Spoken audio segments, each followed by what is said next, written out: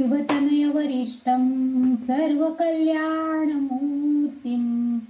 परशुकमलहस्ते शोभितं मोदकेन अरुणकुसुममालं व्यालबद्धोदरं च मम हृदयनिवासं श्रीगणेशं नमामि।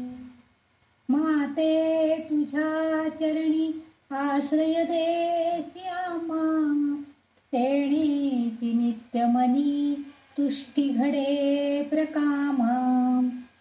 लागो तुझ्या भजनी हे मनसाच नित्य, याहून अन्य जगदंब नकांक्षी चित्त।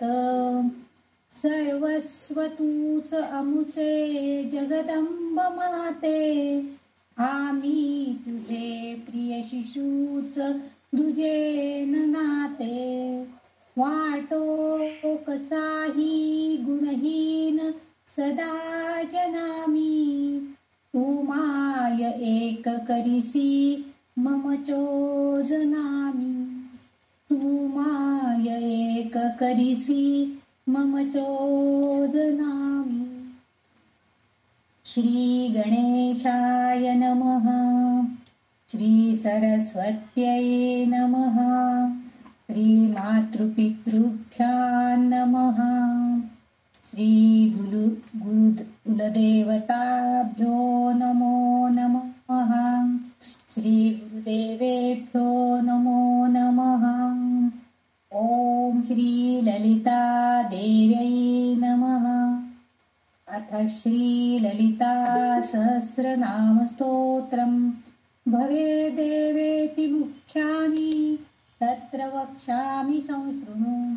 ललिता श्री महालक्ष्मीर् लक्ष्मीरमा च पद्मिनी, कमला संपदीशाच पद्मालय इंदिरेश्वरी। परमेशी सती ब्राह्मी नारायणी च वैष्णवी, परमेश्वरी महेशानी शक्तिशा पुरुषोत्तमी। ओम श्री ललिता देव्यै नमः। अथ श्री ललिता सहस्रनाम स्तोत्रम्। ललिता सहस्रनाम स्तोत्रातील 175 श्लोक आपण आतापर्यंत बघितलेले आहेत आणि 954 नावं तिची सहस्रनामांपैकी आपण अभ्यासलेली आहेत, आपण माहिती करून घेतलेली आहे। आणि आता आपण श्लोक नंबर 176 कडे जात आहोत। 175व्या श्लोकामध्ये ती ब्रह्माची पत्नी आहे, पंचमहाभूतांवर तिची सत्ता आहे वगैरे हे आपण सगळं बघितलं होतं। आणि म्हणूनच आपण गंध पुष्प धूप दीप नैवेद्य या सगळ्या पंचोपचारांनी तिची पूजा करतो, असं तिचं वर्णन आपण केलेलं आहे। पंचोपचारांची तिची पूजा आहे आणि त्या योगानं नित्य ऐश्वर्य कायम टिकणार आहे, ती कायम सुख देणारी आहे। आणि त्याचबरोबर ही ललिता शंभूदेवाला म्हणजे तिच्या पतीला सदाशिवांना मोहित करून टाकणारी आहे, गोंधळून टाकणारी आहे, असाही अर्थ 175व्या श्लोकामध्ये आपण बघितलेला होता। आता पुढे 176वा श्लोक असा आहे। धराधर सुता धन्या धर्मिणी धर्मवर्धिनी, लोकातीता गुणातीता सर्वातीता क्षमात्मिका, असा हा 176 नंबरचा श्लोक आहे। त्याच्यातलं पहिलं नाम आहे धरा। आता धरा म्हटलं की ती धरा याचा अर्थ, धरा हा संस्कृत शब्द आहे आणि त्याचा अर्थ आहे पृथ्वी, म्हणजे ती पृथ्वी रूप आहे असं तिचं म्हणणं, म्हणजे ती पृथ्वीच्या रूपामध्ये आहे, म्हणजे ती पृथ्वी देवता म्हणून पण आहे। आणि अर्थातच या पृथ्वीवरती जी पंचभूतिक देवता आहेत, पंचमहाभूत जी आहेत त्याच्यामध्ये सुद्धा तीच वास करून राहणारी आहे, ती पृथ्वी देवता आहे। आणि ही पृथ्वी म्हणजे एक प्रकृती सुद्धा ती आहे, म्हणजे धर म्हणजे धारण करणे असा अर्थ आहे, आणि किंवा आधार देणे, वाहून नेणे, परिधान करणे, ताब्यात ठेवणे असं, म्हणजे टिकवणं, जतन करणं, असे अनेक अर्थ ह्या धर ह्या शब्दामध्ये। धर हा जो धातू किंवा हे क्रियापद जेव्हा संस्कृतमध्ये वापरलं जातं तेव्हा असं अनेक वेगवेगळ्या अर्थानं ते वापरले जातात. आणि हे सगळे अर्थ ह्या पृथ्वी देवतेला म्हणजेच हे आमच्या ललितांबिकेला लागू पडतात. आणि म्हणून तिला धरा, कारण ती सर्व गुण संपन्न आहे. तिच्यावरती पालन पोषणाची जबाबदारी सुद्धा आहे. तिचं ती जे आपले पालन पोषण करते त्याची सर्व जबाबदारी तिच्यावरती आहे. आणि तिच्या ह्या कृतीशी तिचं हे सगळं धरा हे जे क्रियापद आहे हे तिला लागू होत आहे. पृथ्वीचं जे बीज अक्षर आहे ते ल आहे. आणि ल चा वापर प्रकृतीला सूचित करतो. म्हणजे प्रकृती जी आहे जे देवी एक प्रकारची आपल्यामध्ये असणारे प्रकृतीमध्ये असणारे आपल्यामध्ये असणारे भौतिक गुण सगळे आपल्या शरीरामध्ये सुद्धा पंचभूत आहेतच. आपण आता अभ्यास याची माहिती आपण बऱ्याच वेळा करून घेतलेली आहे. तसं पृथ्वीवरती पण आहे. आणि या सगळ्यांनी युक्त ही ललितांबिका आहे. आणि म्हणून ती ह्या धरा ह्या नामामध्ये ती प्रकृतीला सूचित करते. प्रकृती म्हणजे ही सृष्टी आणि या सृष्टीमध्ये ती आहे आणि ती सगळीकडे वास करते आणि ती हे सगळं कार्य पण करते, धारण करण्याचं, आधार देण्याचं, पालन पोषण करण्याचं.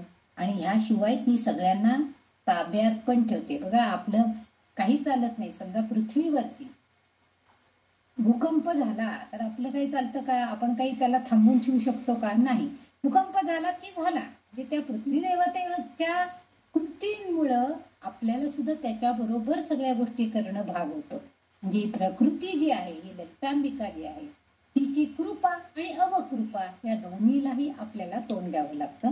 म्हणून तिला या वाग्देवतेने इथं धरा या नावानं तिचा उल्लेख केलेला आहे, सूचित केलेला आहे आपल्याला. पुढचं जे 956 नंबरचं नाव याच्यामध्ये आहे धरसुता. म्हणजे धरा आणि धरसुता असं दोन्ही. आणि आता धरसुता इथं धरसुता म्हणजे मुलगी, म्हणजे एखाद्याची कन्या असं आपण त्याला सुता म्हणतो. ती अमक्याची सुता आहे म्हणजे पर्वताची सुता आहे. कोण? तर ही पार्वती असं आपण उल्लेख करतो. तर तसं ब्रह्मसुता ही ब्रह्मदेवाची मुलगी आहे, सरस्वती असं काही वेळेला उल्लेख केले जातात आपण. मग तसं ही धरसुता आहे. ती हिमवान पर्वताच्या राजा आणि त्याची ही मुलगी आहे. याबाबत माहिती आपल्याला मागच्या एका नावामध्ये आपण घेतलेली आहेच. आणि 634 नंबरचं जे नाव आहे त्याच्यामध्ये सुद्धा पुन्हा तीच उल्लेख केलेला आहे की ती शैलेंद्र तनया आहे. शैलेंद्र म्हणजे पर्वत आणि त्याची मुलगी असाच उल्लेख तिचा आलेला आहे. म्हणजे पर्वत हा अचल असतो. पर्वत पूर्वीच्या काळी होते म्हणे, पर्वतांना पंख होते, ते इकडून तिकडे उडत होते, अशा काही कथा आपल्याला पुराणांमध्ये सांगितल्या जातात. पण आपल्याला जसं माहिती आहे आपण जे बघतोय तर हे पर्वतराज हे सगळे अचल आहे. ते काही कुठंही हलू शकत नाही. जडात्मकता त्यांच्यामध्ये आहे.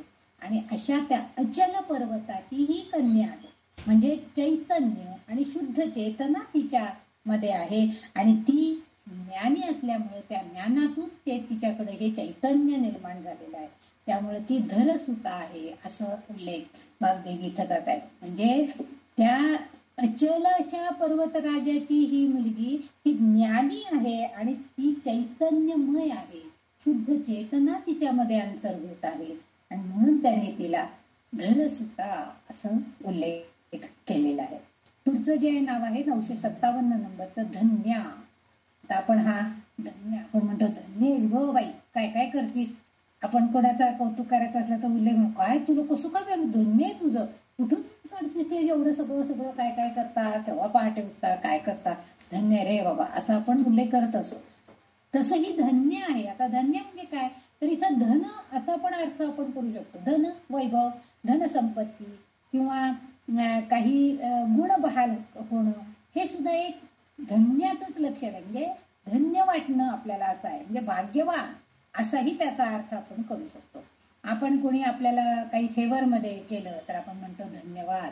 कोणी जर आपल्यासाठी काही केलं, आता कोणी आम्ही कधी कधी पाठवते की कुणाकडे जर हे असेल तर त्याचं PDF पाठवा किंवा कुणाकडे हे ऑडिओ असेल तर आपल्याला पाठवा, हे गाणं पाठवा. आणि त्यांनी ते पाठवलं की आपण म्हणतो थँक्स. इंग्लिशमध्ये आपण म्हणतो थँक्स, पण मराठीमध्ये आपण त्याला धन्यवाद म्हणतो. मग हे धन्यवाद म्हणजे काय तर आपल्यासाठी कुणीतरी काहीतरी चांगलं करणं हे जे आहे त्याला धन्य असं म्हणतात. आणि हे केव्हा होतं, आपण केव्हा करतो बरं कोणासाठी तर जेव्हा आपल्याला त्या व्यक्तीविषयी किंवा त्या गोष्टीसाठी आपल्याला सुद्धा आनंद मिळणार असतो, तेव्हाच आपण ते करतो. नाहीतर उगीच उगीच कुणाला काही द्यायला जाऊ का आपण? ज्यांनी मागितलंय, ज्याला त्याच्यातनं आनंद मिळणार आहे, जो ते वाचणार आहे, करणार आहे, तर ते त्याला पाठवणार. किंवा एखादा म्हणलं की हा तुमच्यातला हा पाळणा छान आहे हो चैत्र गौरीचा, हा, तर दुसऱ्या वेळेला आपण जर समजा त्यांचा वाढदिवस आहे, मग आपण काय करतो की तसला एक पाळणा आपण खरेदी करतो आणि वाढदिवसाची भेट म्हणून त्यांना देतो.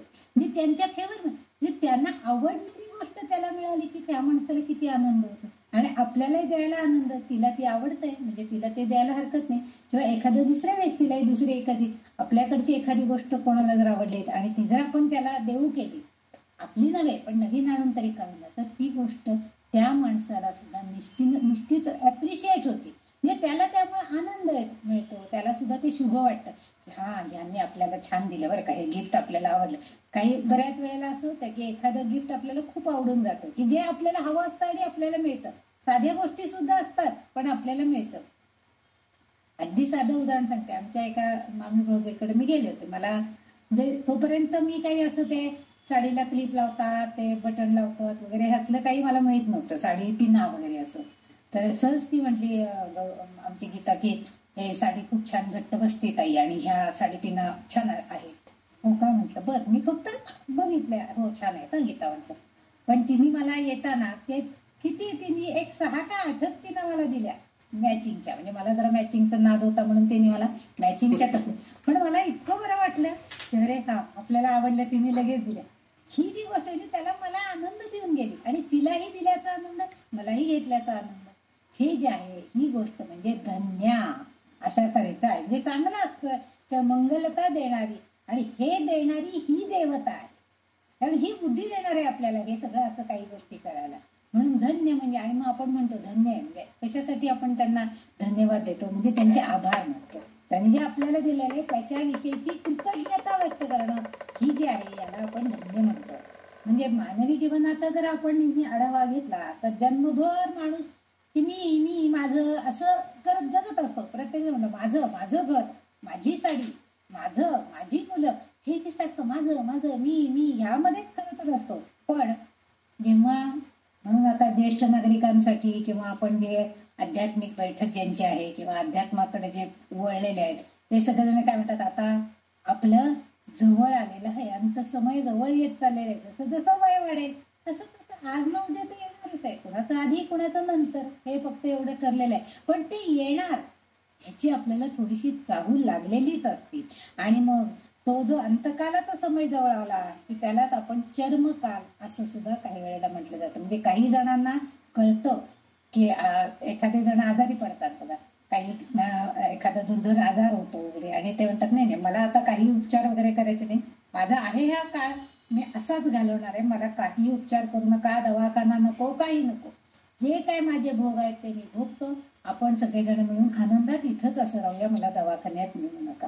म्हणजे तो जो कालावधी आहे, डॉक्टरांनी सांगितलं तसं 2च महिने मुदत आहे, तो जो कालावधी तो चर्मकाल म्हणजे तो येणारा पुढे जो अंतकाल आहे तो येणार आहे हे माहीत असतं, तरी सुद्धा तो काळ आनंदात आपण घालवतो. आणि या काळात काय होतं तर काही जण ज्याची बुद्धी विवेक बुद्धी जागृत आहे तो माणूस काय करतो तर विविध प्रकारचे त्याचे विचार येतात आणि त्याच्या मनामध्ये अनेक विचार येऊन जातात. भागवतामध्ये सुद्धा त्याला आपला मृत्यू कळला होता आणि म्हणून परीक्षित राजाला त्यांनी सांगितले की 7 दिवस तू काय कर, तुला जर मुक्ती हवी असेल तर तू भागवत ऐक. आणि ते त्यांनी केलं आणि खरोखरी त्याला मुक्ती मिळाली. मग आपल्याला तर फक्त 7 दिवस नाही, आपल्याला कधी कधी 2-2, 4-4 महिने कळतं की नाही आता आता जवळ आल्यावर का आपलं काही खरं नाही, आता आपल्याला त्रास होत असतो, आपलं शरीर आपल्याला सांगत असतं की असा त्रास होतोय ना, मग काही सांगता येत नाहीये, थोडस असं जपून राहावा, हे करू नका, ते खाऊ नका, असं सांगत असतं. फक्त आपल्याला जर ते कळलं, हे चर्मकाल जवळ आलेला आहे हे जर आपल्याला कळलं तर आपण काय करायचं, ह्यामध्ये आपले जे वासव इच्छा किंवा आसक्तीचे विचार आहेत म्हणजे आर्त विचार, यामुळं आपल्याला त्यामुळे असं वाटत असतं आपल्या माझं हे करायचं राहिले, माझं हे खाऊन घ्यायचं राहिले, असं आपल्याला वाटत असतं. परंतु आपली विवेक बुद्धी जागृत ठेवून आपण काय म्हणायचंय, नाही आता मला भगवंताकडे जायचंय ना, तर मला जास्तीत जास्त मी शुचिरभूत कसं होईल, जे कशाने, मनातले वाईट विचार जाऊन तिथं चांगले शुभ विचार कसे येतील माझ्या मनामध्ये, हे विचार आपण प्रयत्न करायला पाहिजे. कारण जर आपण आजूबाजूला बघितलं तर पशु पक्षी वनस्पती हे जे आहेत ह्यांनाही पुढील जन्म आहे.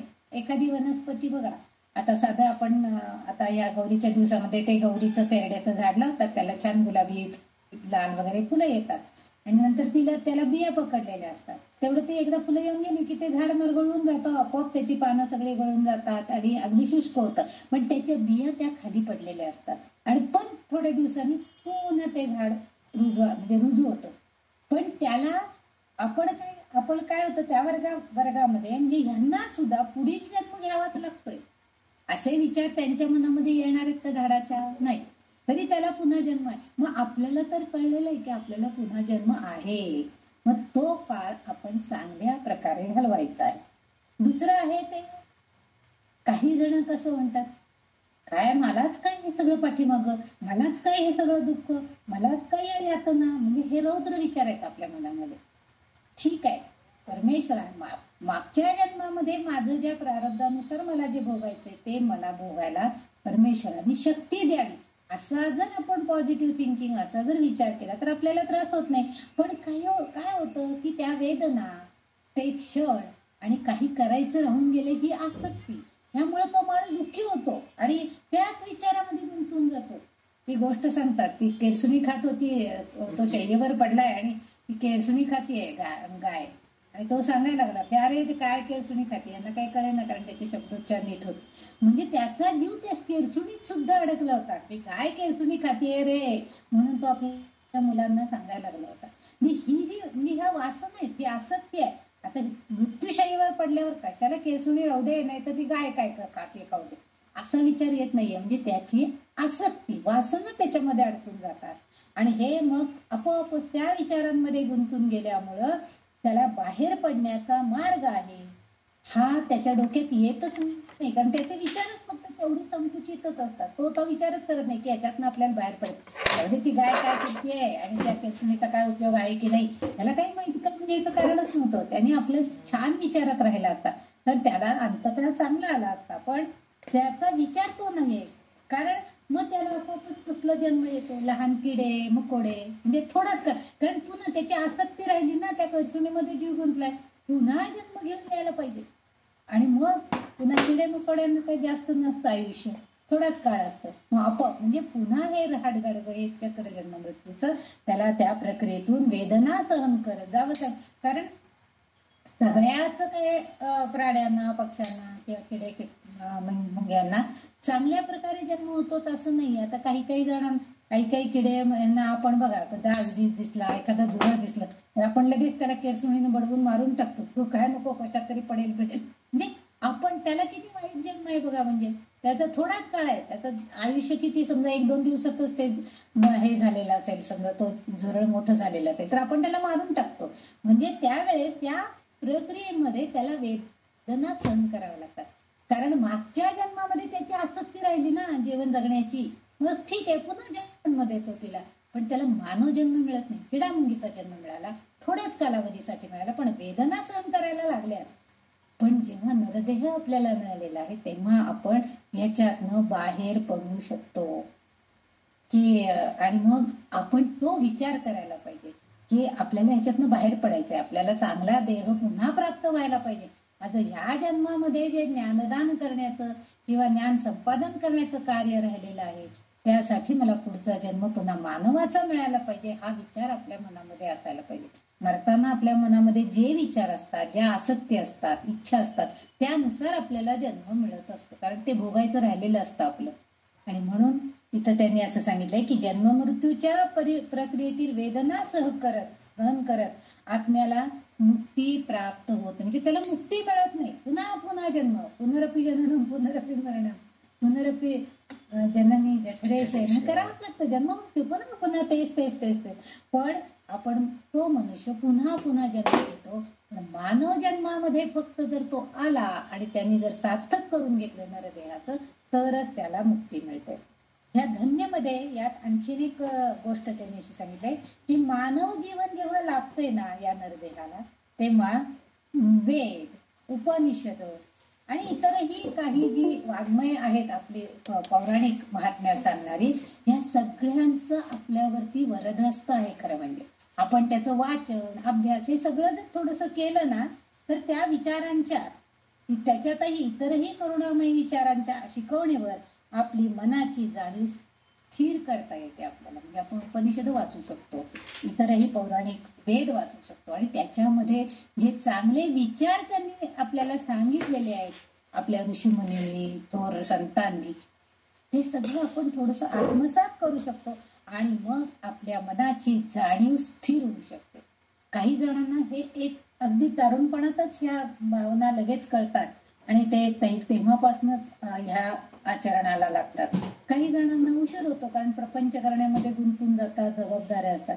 पण जेव्हा आपल्याला ही जाणीव होती त्यानंतर मात्र आपण पुन्हा पुन्हा प्रपंचात न गुंता हळूच त्यातून सटकायचं आणि श्रीराम जयराम म्हणायचं. हे आपण करायला पाहिजे. आणि ते करणं म्हणजे आपल्या मनाची जाणीव स्थिर होणं. आणि तेव्हा आपल्याला ज्ञानी होण्याचा प्रयत्न आपोआपच आपल्याकडनं होतो. म्हणजे आपण ते कसं करायचंय, कसं आपण हे ज्ञान प्राप्त करायचंय, भगवंताची भक्ती कोणत्या रूपामध्ये करायची. मग आपल्याला जे त्यांनी भक्तीचे प्रकार सांगितले, ते आत्मनिवेदन करा, श्रवण भक्ती करा, पूजन करा, अर्चन करा, हे जे सगळे त्यांनी प्रकार सांगितले आहेत, अष्टविधा भक्ती सांगितलेली आहे, आणि ती सगळी करण्याचा मग आपण प्रयत्न करायला लागतो. पण अंतकाळी ही अवस्था विचार आपल्यामध्ये येईलच, हे मात्र कधी कधी होत नाही. कारण त्याला वृत्ती जी आपली आहे ती कारणीभूत असते. कारण ती वृत्ती काय आहे, मी आहे, माझं, याच्यावर स्थिर झालेली असते. मी केलं, मी घर बांधलं, मी इतकं सोनं नाणं केलं, मी इतका पैसा मिळवला, मला इतका मरात मिळालाय, मला इतका मान मिळाला, या मी वरती तो संकुचितपणे त्याच्यावर अडकून बसतो. आणि हे जेव्हा होतं त्यावेळेस मात्र आपल्याला मुक्ती मिळत नाही. आणि हा जो मी आहे तो अहम ब्रह्मास्मी, मी सगळं आहे असं म्हणत राहतो, पण या ब्रह्माची जाणीव मात्र त्याला होत नाही. म्हणजे कोणता ब्रह्म आपल्याला मिळवायचंय, कोणतं ज्ञान मिळवायचंय, ह्याची जाणीव जर झालं नाही तर तो अहम मध्ये अडकून पडतो. पण अहम ब्रह्मास्मी, मी ब्रह्म आहे, हे जर त्याला कळलं तर मात्र तो या सगळ्या चिंतेतून, या सगळ्या चिंतनातून, या विचारातून बाजूला होतो आणि आपल्या स्वतःची उन्नती करण्याला प्रयत्न करत असतो. आणि हा म्हणून अंतसमयी या ध्यानधारणा, इथं जे धन्य आलेलं आहे त्याच्यामध्ये एक ध्यान हा एक शब्द आपल्याला उद्धृत केला तरी सुद्धा चालण्यासारखं आहे. की ध्यानधारणा जर केली तर ध्यानावस्थेमध्येच फक्त आपण मुक्ती मिळवू शकतो आणि मग आपल्या देहाला धन्यता मिळते. म्हणून हा धन्य हा शब्द इथं आलेला आहे. त्यांनी काय सांगितलं की आपण धन्य केव्हा होतो, तर आपण ह्या सगळ्याची ब्रह्मज्ञान आपल्याला मिळवायचं आहे. मागील जन्मामधले कीटक आणि कृमी कीटकांसारखा जन्म मिळवायचा नाही, तर देह मिळालेला आहे याचा आपण सार्थक करायचं आहे आणि मग मुक्ती मिळवण्याचा मार्ग शोधायचा आहे. आणि तीच खरी धन्य अवस्था आपल्याला आहे. भगवद्गीतेमध्ये सुद्धा 8व्या अध्यायात उत्तम प्रकारे त्यांनी स्पष्ट केलेलं आहे की जो शरीर सोडून जातो, आता जो पितृपक्षाचा काळ आहे त्याच्यामध्ये आपण 8वा अध्याय वाचतो, अक्षर ब्रह्मयोग आहे, तर त्यांनी सांगितलं शरीर सोडून जातो आणि त्यावेळी फक्त माझाच विचार करतो. माझाच म्हणजे भगवंत सांगतायत त्याचा, म्हणजे भगवंताचा जो फक्त विचार करतो तोच माझी ब्रह्मस्थिती प्राप्त करून घेतो, तोच धन्य होतो. हेच भगवंतानं म्हणजे त्याच्या विचारामध्ये, त्याचं सतत नाम घेण्यामध्ये जर तो मग्न असेल तर पुढील जन्मात तो त्याच प्रकारे प्राप्त करतो आणि त्या चांगल्या कुळामध्ये, चांगले आचार विचार असणाऱ्या कुटुंबामध्ये जन्म घेतो आणि चांगली गती त्याला प्राप्त होते. म्हणजे अनायसेन मरणं विना दैन्येन जीवनम देहांते तवत्सानित्यम देही मे परमेश्वर, असं जे आपण म्हणतो हेच मागणं आपण साधक लोकांनी या धन्य हे नाम धारण करणारी ही जी भगवती देवी आहे तिच्याकडे आपण करायचंय की तू, कारण तिची कृपा असल्याशिवाय आपल्या मुखात नाव येणारच नाही. हो, नाही तर आज काय माझा हात दुखतोय म्हणून महिना 2-3 महिने त्याच्याकडे बघायचंच नाही. काय हात दुखला तर तोंडाने बोलायचंय की काय हरकत होती म्हणायला, पण नाही ना. आपली जी ही कलियुगामधली ही जी वृत्ती आहे ना, ही आपल्याला करू देत नाही. याला कारण ते आहे आपली प्रवृत्ती जी आहे ना, आपण कितीही बदलायचं म्हटलं तरी सुद्धा वाईट विचारांचा पगडा त्याच्यावरती जास्त बळतो आणि मग आपण तक्रारी सांगायला लागतो, नाही आज मला हात दुखतोय, आज मला सर्दी झाली, आज मला खोकला झालाय, आज मला अंक आठवत. म्हणजे ही आपली त्याच्यातनं पळवाट बघायचा आपण प्रयत्न करतो. पण आपण तसं करायचा प्रयत्न करायचा नाहीये. भगवती देवीकडे आपण हेच एक मागणं करायचंय की तुझं नाम आमच्या मुखात सदैव राहू दे. तिची कृपा झाली तर आपण धन्यच होणार आहोत आणि मग म्हणजेच आपल्याला चांगली गती मिळणार, मुक्ती मिळणार. हेच या तिच्या धन्य नावामध्ये हे सगळं सांगायचं कारण असं की ह्या नावामध्ये धन्य हा जो शब्द आहे हा आपल्याला जीवन धन्य करायचंय. नुसतं कुणी काही दिलं त्याचे आभार मानण्यासाठी धन्यता नाहीये. तिने आपल्या प्रारब्धानुसार आपल्याला जो हा मानव देह मिळालेला आहे या देहाला धन्यता मिळवून द्यायची आपल्याला. त्यासाठी तिची कृपा पाहिजे हे त्यातलं वैशिष्ट्य आहे. कारण ती धन्य आहे आणि तीच फक्त हे देऊ शकेल. तिच्याकडे आपण आज तीच प्रार्थना करूया की तू आम्हाला सुद्धा असंच चांगलं मरण येईल, तुझं नाम मुखात असताना मरण येईल, हेच आपल्याला अपेक्षित आहे. आणि हे तिच्याकडे मागणं करूया आणि पुढच्या नामाकडे वळूया. तिचं पुढचं नाम आहे भगवती देवीचं 958 नंबरचं नाव आपण आता अभ्यासतोय तर धर्मिणी. बघा, पहिल्यांदा आपण धरा नाव बघितलं, मग धन्या बघितलं, धरा सुता बघितलं, आता धर्मिणी बघतोय. धर्म म्हटलं की आपल्या डोळ्यासमोर हा हिंदू धर्मातला आहे, हा मुस्लिम धर्मातला आहे वगैरे असे. पण तसा धर्म अपेक्षित नाहीये.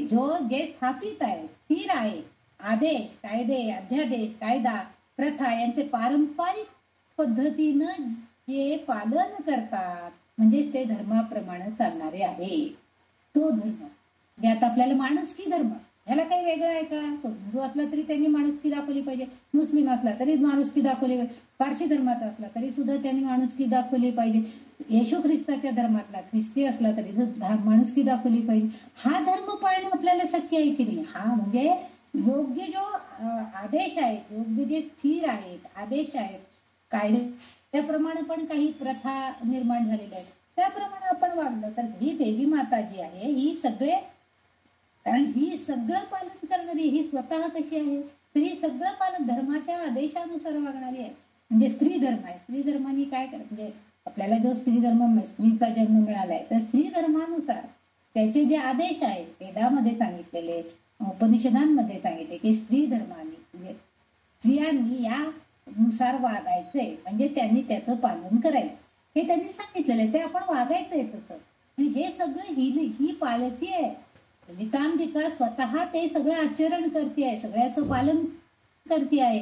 आणि म्हणून वाग्देवी म्हणतात की ती धर्माच्या स्वरूपामध्येच आहे. वाग्देवीने तिला धर्मिणी का म्हटलेलं आहे तर ती धर्माच्या नियमानुसार तिच्या उपदेश, वेद याच्यामध्ये असणारे जे आदेश आहेत, जे कायदे आहेत त्याचं सगळ्याचं ती पालन करणारी आहे आणि ती ते सगळं पाळती आहे. म्हणजे तिच्यामध्ये ते सगळं स्थित आहे, ती सगळं ते करते. म्हणून तिला धर्मिणी असं त्यांनी उल्लेख केलेला आहे. धर्माच्या स्वरूपामध्ये ही आहे असं वाग्देवी म्हणतायत.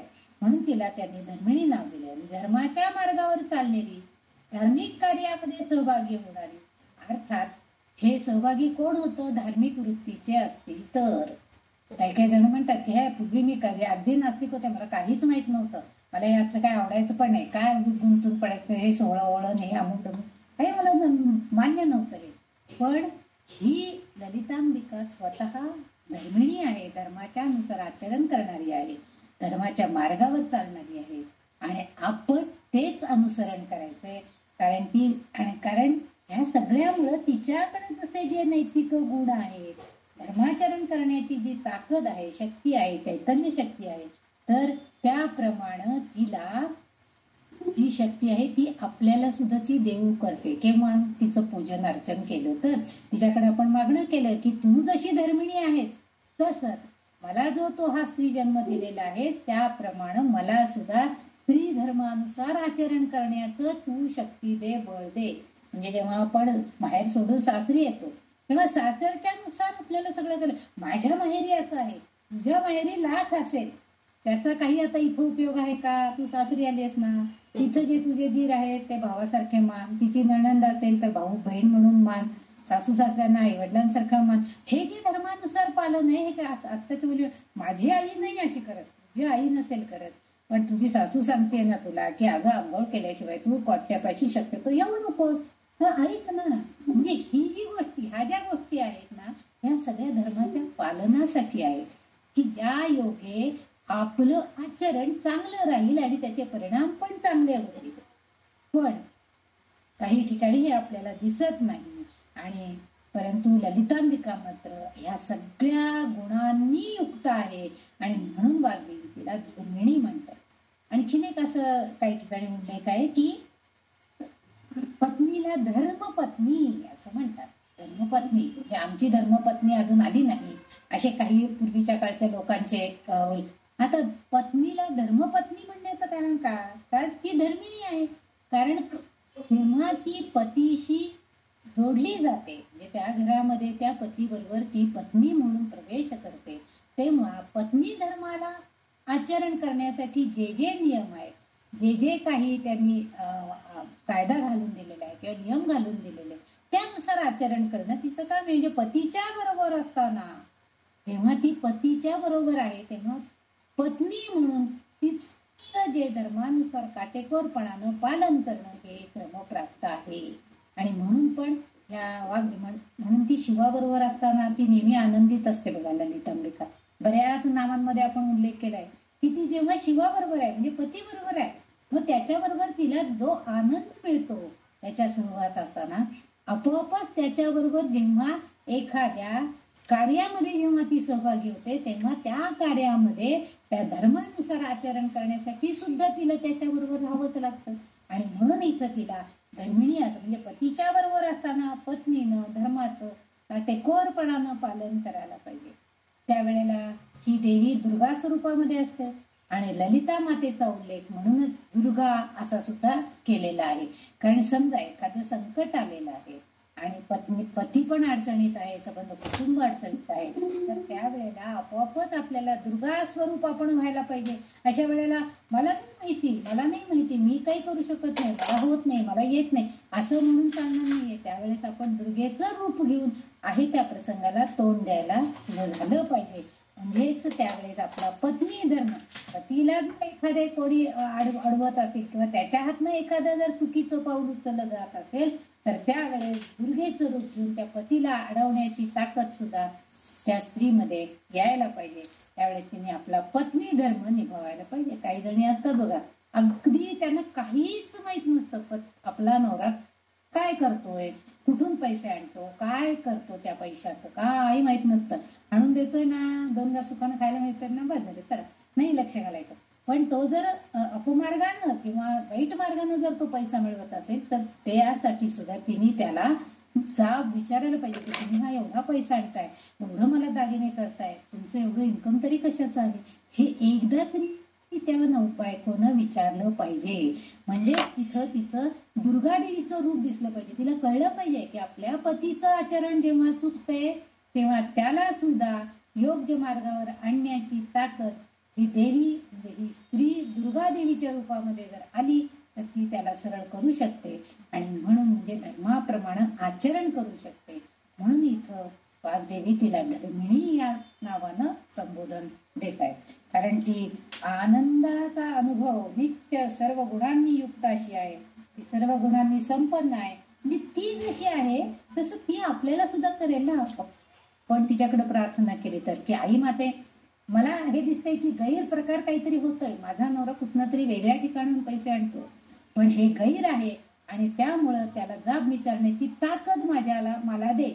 काही वेळेला आपल्याला सुद्धा कसं विचारायचं, आपल्याला भिडस्त स्वभाव का किंवा आपली म्हणजे आपल्यात तेवढी ताकद क्षमता असत नाही, कसं विचारायचं, विचारलं तर त्यांना बरं वाटेल का, त्यांच्या आई वडिलांना काय वाटेल मी असं विचारलं तर. पण तरी सुद्धा दुर्गेचं रूप धारण करून आपण योग्य तो सवाल विचारून आपल्या प्रश्नांची उत्तरं त्याच्याकडनं मिळवायला पाहिजे. हे खऱ्या अर्थानं पत्नी धर्माचं आचरण आहे आणि हे सगळ्या मुलींनी स्त्रियांनी केलं पाहिजे. अर्थात आत्ताच्या मुली प्रत्येकच बाबतीमध्ये त्यांना ते क्रॉसच करत विचारत असतात, ती गोष्ट सोडा, परंतु पूर्वीच्या काळी तसं नव्हतं. त्यामुळं आपण आता काय झालं, आपली अवस्था धड वरती नाहीये आणि धड खालती पण नाहीये, आपण मध्यस्थितीमध्ये आहोत. त्यामुळे आत्ता तरी आपण ह्या गोष्टीवरती लक्ष ठेवलं पाहिजे की आपलं मॅक्झिमम जास्तीत जास्त आचरण पत्नी धर्माला अनुसरून असलं पाहिजे. म्हणजे आपणही तिच्यासारखं धर्मिणी बनण्याचा प्रयत्न केला पाहिजे.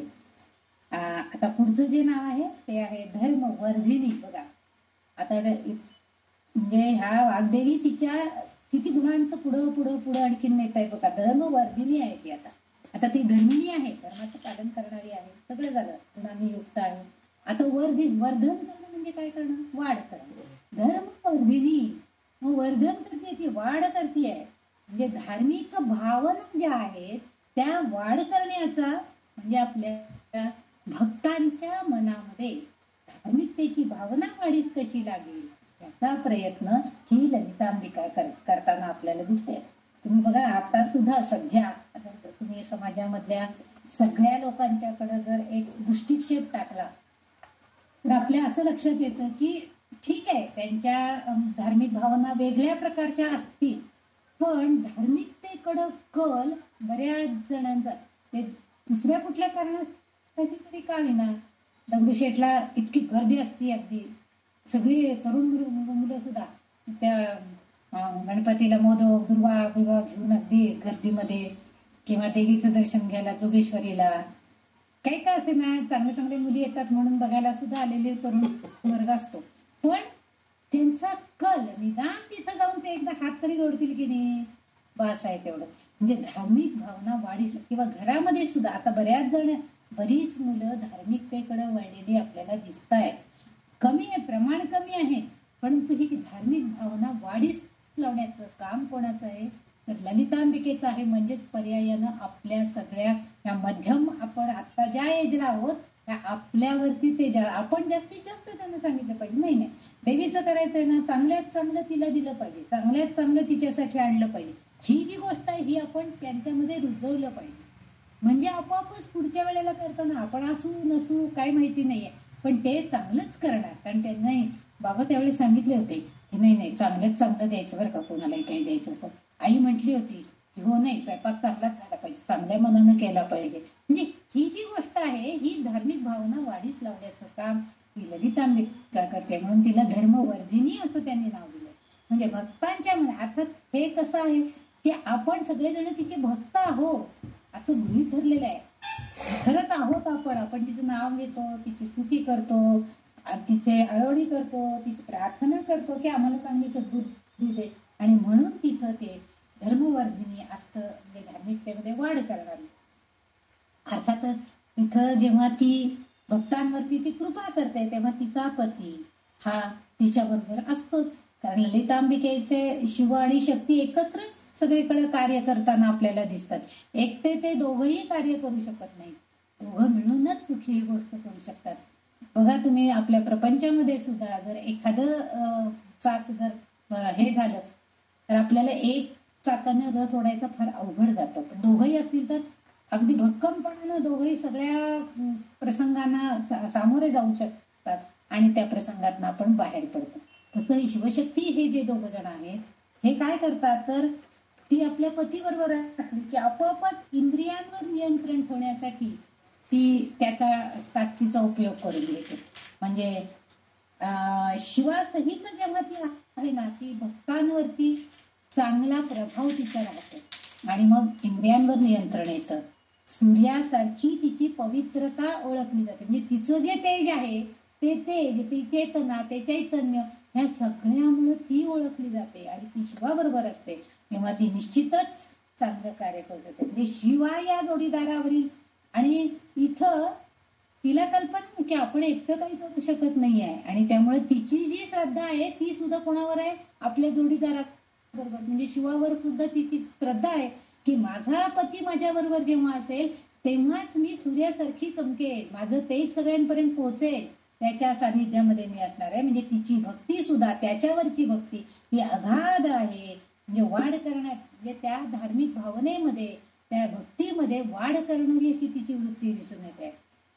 आणि त्यासाठी ती ओळख जो भक्त शिव आणि शक्ती या दोघांची ध्यानधारणा ध्यानाद्वारे भक्ती करत असतो त्याला आपोआपच त्यांचे सगळे गुण प्राप्त होतात.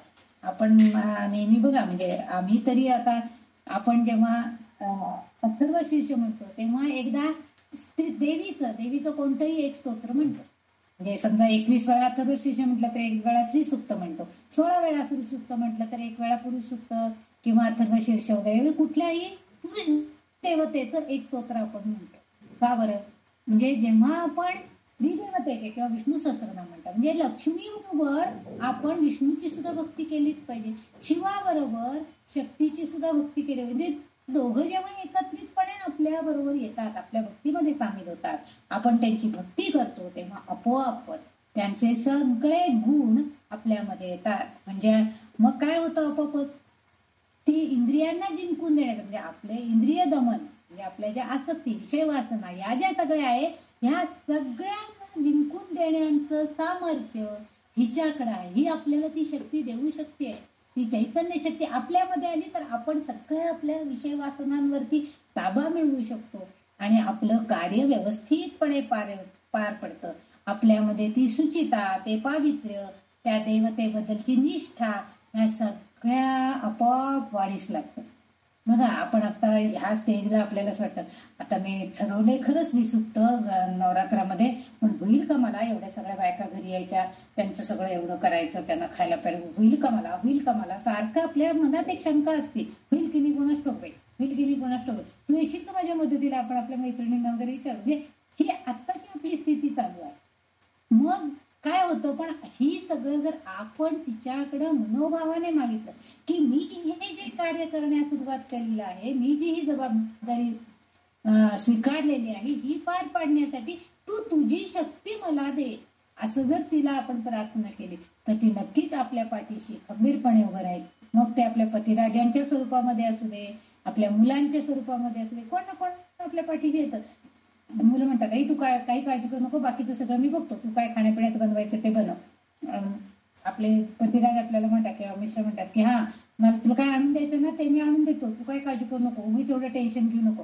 ही जी आहे हे काय आहे, ही प्रेरणा आहे. म्हणजे त्यांच्यामध्ये सुद्धा ती धार्मिकतेची वाढ आपोआपच निर्माण होते. म्हणून तिला धर्मवर्धिनी असं त्याने, म्हणजे धर्मभावनेला वाढीस लावण्याचं काम ही करते आहे. म्हणजे भक्तांच्या मनामध्ये धार्मिक भावना, धार्मिक प्रवृत्ती, चांगलं आचरण, शुद्धता, शुचिता कसं येईल आपल्या भक्तांच्या मनामध्ये, याचं काम ही ललिता देवी म्हणजे शिव आणि शक्ती दोघं मिळून करतायत. आणि म्हणून वाग्देवी तिचं नाव धर्मिणी, धर्मभावनेला वाढीस लावणारी, धर्मिणी असणारी ललिता देवी धर्मवर्धिनी पण आहे, असं त्याचा उल्लेख करतायत. दुसरं जे आहे आता त्याच्या पुढचं नाव जे आहे 960 नंबरचं लोकातीता.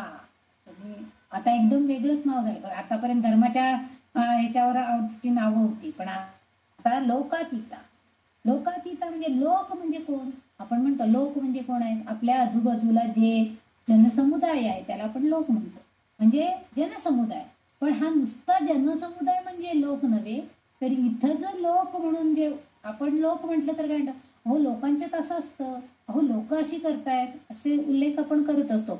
पण इथं जे लोक आहेत हे लोक म्हणजे लोक समुदाय नव्हे, तर इथं अपेक्षित असणारा लोक जो आहे तो आहे इंद्रलोक, ब्रह्मलोक, विष्णुलोक. हे जे 3 लोक आपण बघतोय पृथ्वीच्या, म्हणजे आपण जे अनुभव घेतोय की देवादिकांचं जिथं वास्तव्य आहे ते लोक म्हणजे इंद्रलोकामध्ये, म्हणजे इंद्राच्या राज्यामध्ये असणारे इंद्रलोक म्हणजे तिथलं ठिकाण, ती जी जागा आहे ते इंद्रलोक आहे.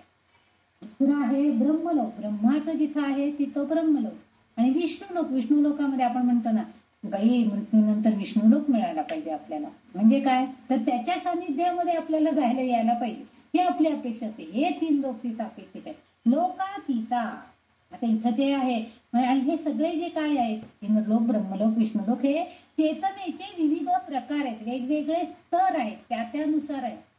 आता इंद्राचं जर इंद्रलोकाचा जर आपण विचार केला तर आपल्याला माहिती आहे की इंद्र कसं तो घाबरतो, आपलं जर राज्य गेलं तर आपलं कसं होईल. त्यामुळे इंद्र बऱ्याच वेळेला इंद्रांनी म्हणजे दुसऱ्या लोकांचा आधार घेऊन आपलं राज्य वाचवायचा प्रयत्न केलेला आहे. म्हणजे त्याच्या लोकांमध्ये तो बऱ्याच वेळेला काही म्हणजे आपल्या उर्वशी वगैरे अशा ज्या काही त्याच्या दासी वगैरे त्यांच्यावर सुद्धा त्यांनी वेगळी वृत्ती टाकून असं प्रयत्न केलेला होता.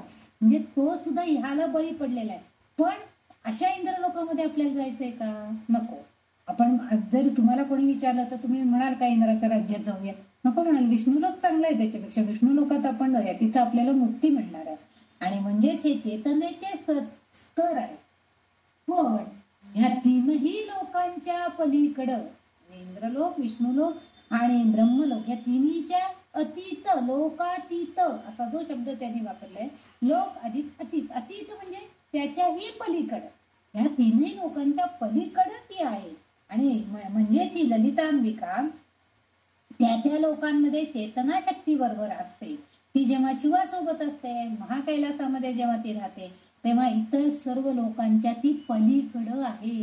ती जेव्हा शिवाबरोबर असते तेव्हा ती ब्रह्मलोकाच्याही पलीकडं आहे, विष्णू लोकाच्याही पलीकडं आहे आणि इंद्र लोकाच्याही पलीकडे. म्हणजे तिथं जे त्यांचं साम्राज्य आहे, तिथं जे नगर आहे, त्या सगळ्याच्या पलीकडं ते आहे. म्हणजे तिच्याकडं ती चेतना शक्ती, ते चैतन्य आहे. ह्या चैतन्याच्या शक्ती बरोबर ती आहे.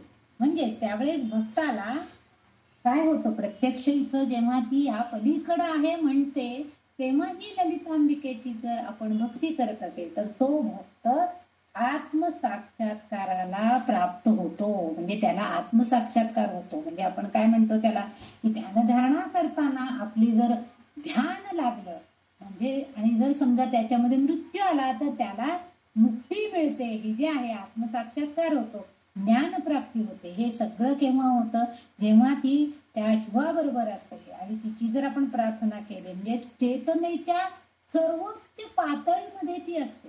तिच्याकडे इतकं आपण आनंद, पुष्कळच्या नावांमधनं ती किती ज्ञानी आहे, ब्रह्मज्ञान तिला प्राप्त आहे, चैतन्य पातळी तिची उच्चतम आहे, हे सगळं आपण बऱ्याचशा नावांमधनं आधी बघितलेलं आहे.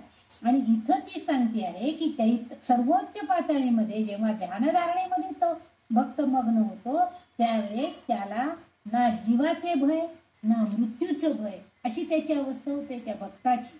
आणि मग तो पंचमहाभूतांमध्ये आत्मा या स्वरूपामध्ये मग्न होतो. म्हणजे त्याला फक्त आत्मा दिसत होतो.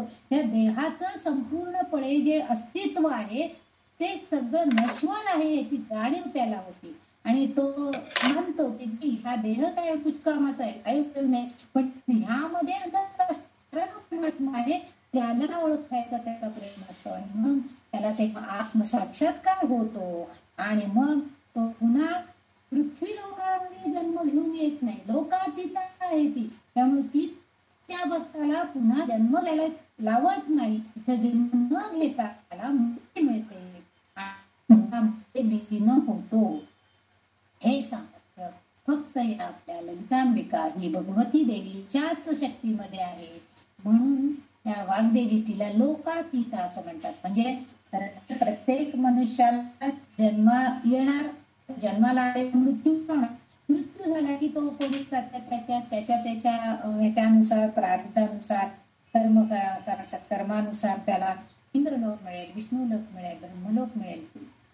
ही पलीकडं असणारी ही जी लोकातीत आहे, ही शिवाबरोबर जे माहिती आहे, कैलासापेक्षा ही पलीकडं, म्हणजे ह्या सगळ्या लोकांच्या पलीकडं ती शक्ती आहे. तिथं ती त्याला साक्षात्कार करून येईल. आणि भगवतीची शक्ती म्हणून त्यांनी लोकातीत असं म्हटलेलं आहे. पुढचं त्यांनी नाव तिथं दिलंय गुणातीता. बघा, लोकातीता पण जी आहे त्याच्याही पलीकडे होतं गुणातीता.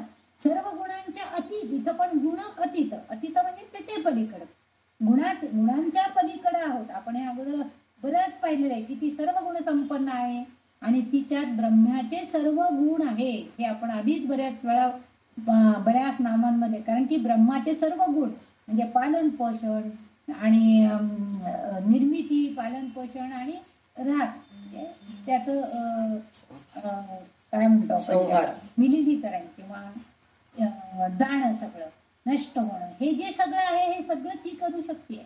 हे सगळे गुण तिच्यात आहेत. आणि मग तिच्यात ब्रह्म्याचे महान गुण ही अंगीभूत आहेत आणि त्या सर्वांना प्राप्त करून ती त्याही पलीकडे असणाऱ्या निर्गुण ब्रह्माला सुद्धा जाणते आहे. आणि ही ललितांबिका काय करते, आपल्या भक्तांना सुद्धा आपल्यासारखं बनवण्याचा प्रयत्न करते. नेहमी सद्गुरूंचं त्यासाठीच म्हणेन, सद्गुरू फक्त सगळे गुण आपल्या भक्ताला देतातच आपल्यातले, आणि ते सांगतात की मी जसा आहे त्याच्याही पलीकडे तू जाण्याचा प्रयत्न करायचा आहे. हा त्या गुरुला आनंद होतो आपला भक्त आपल्या पुढे गेला तर.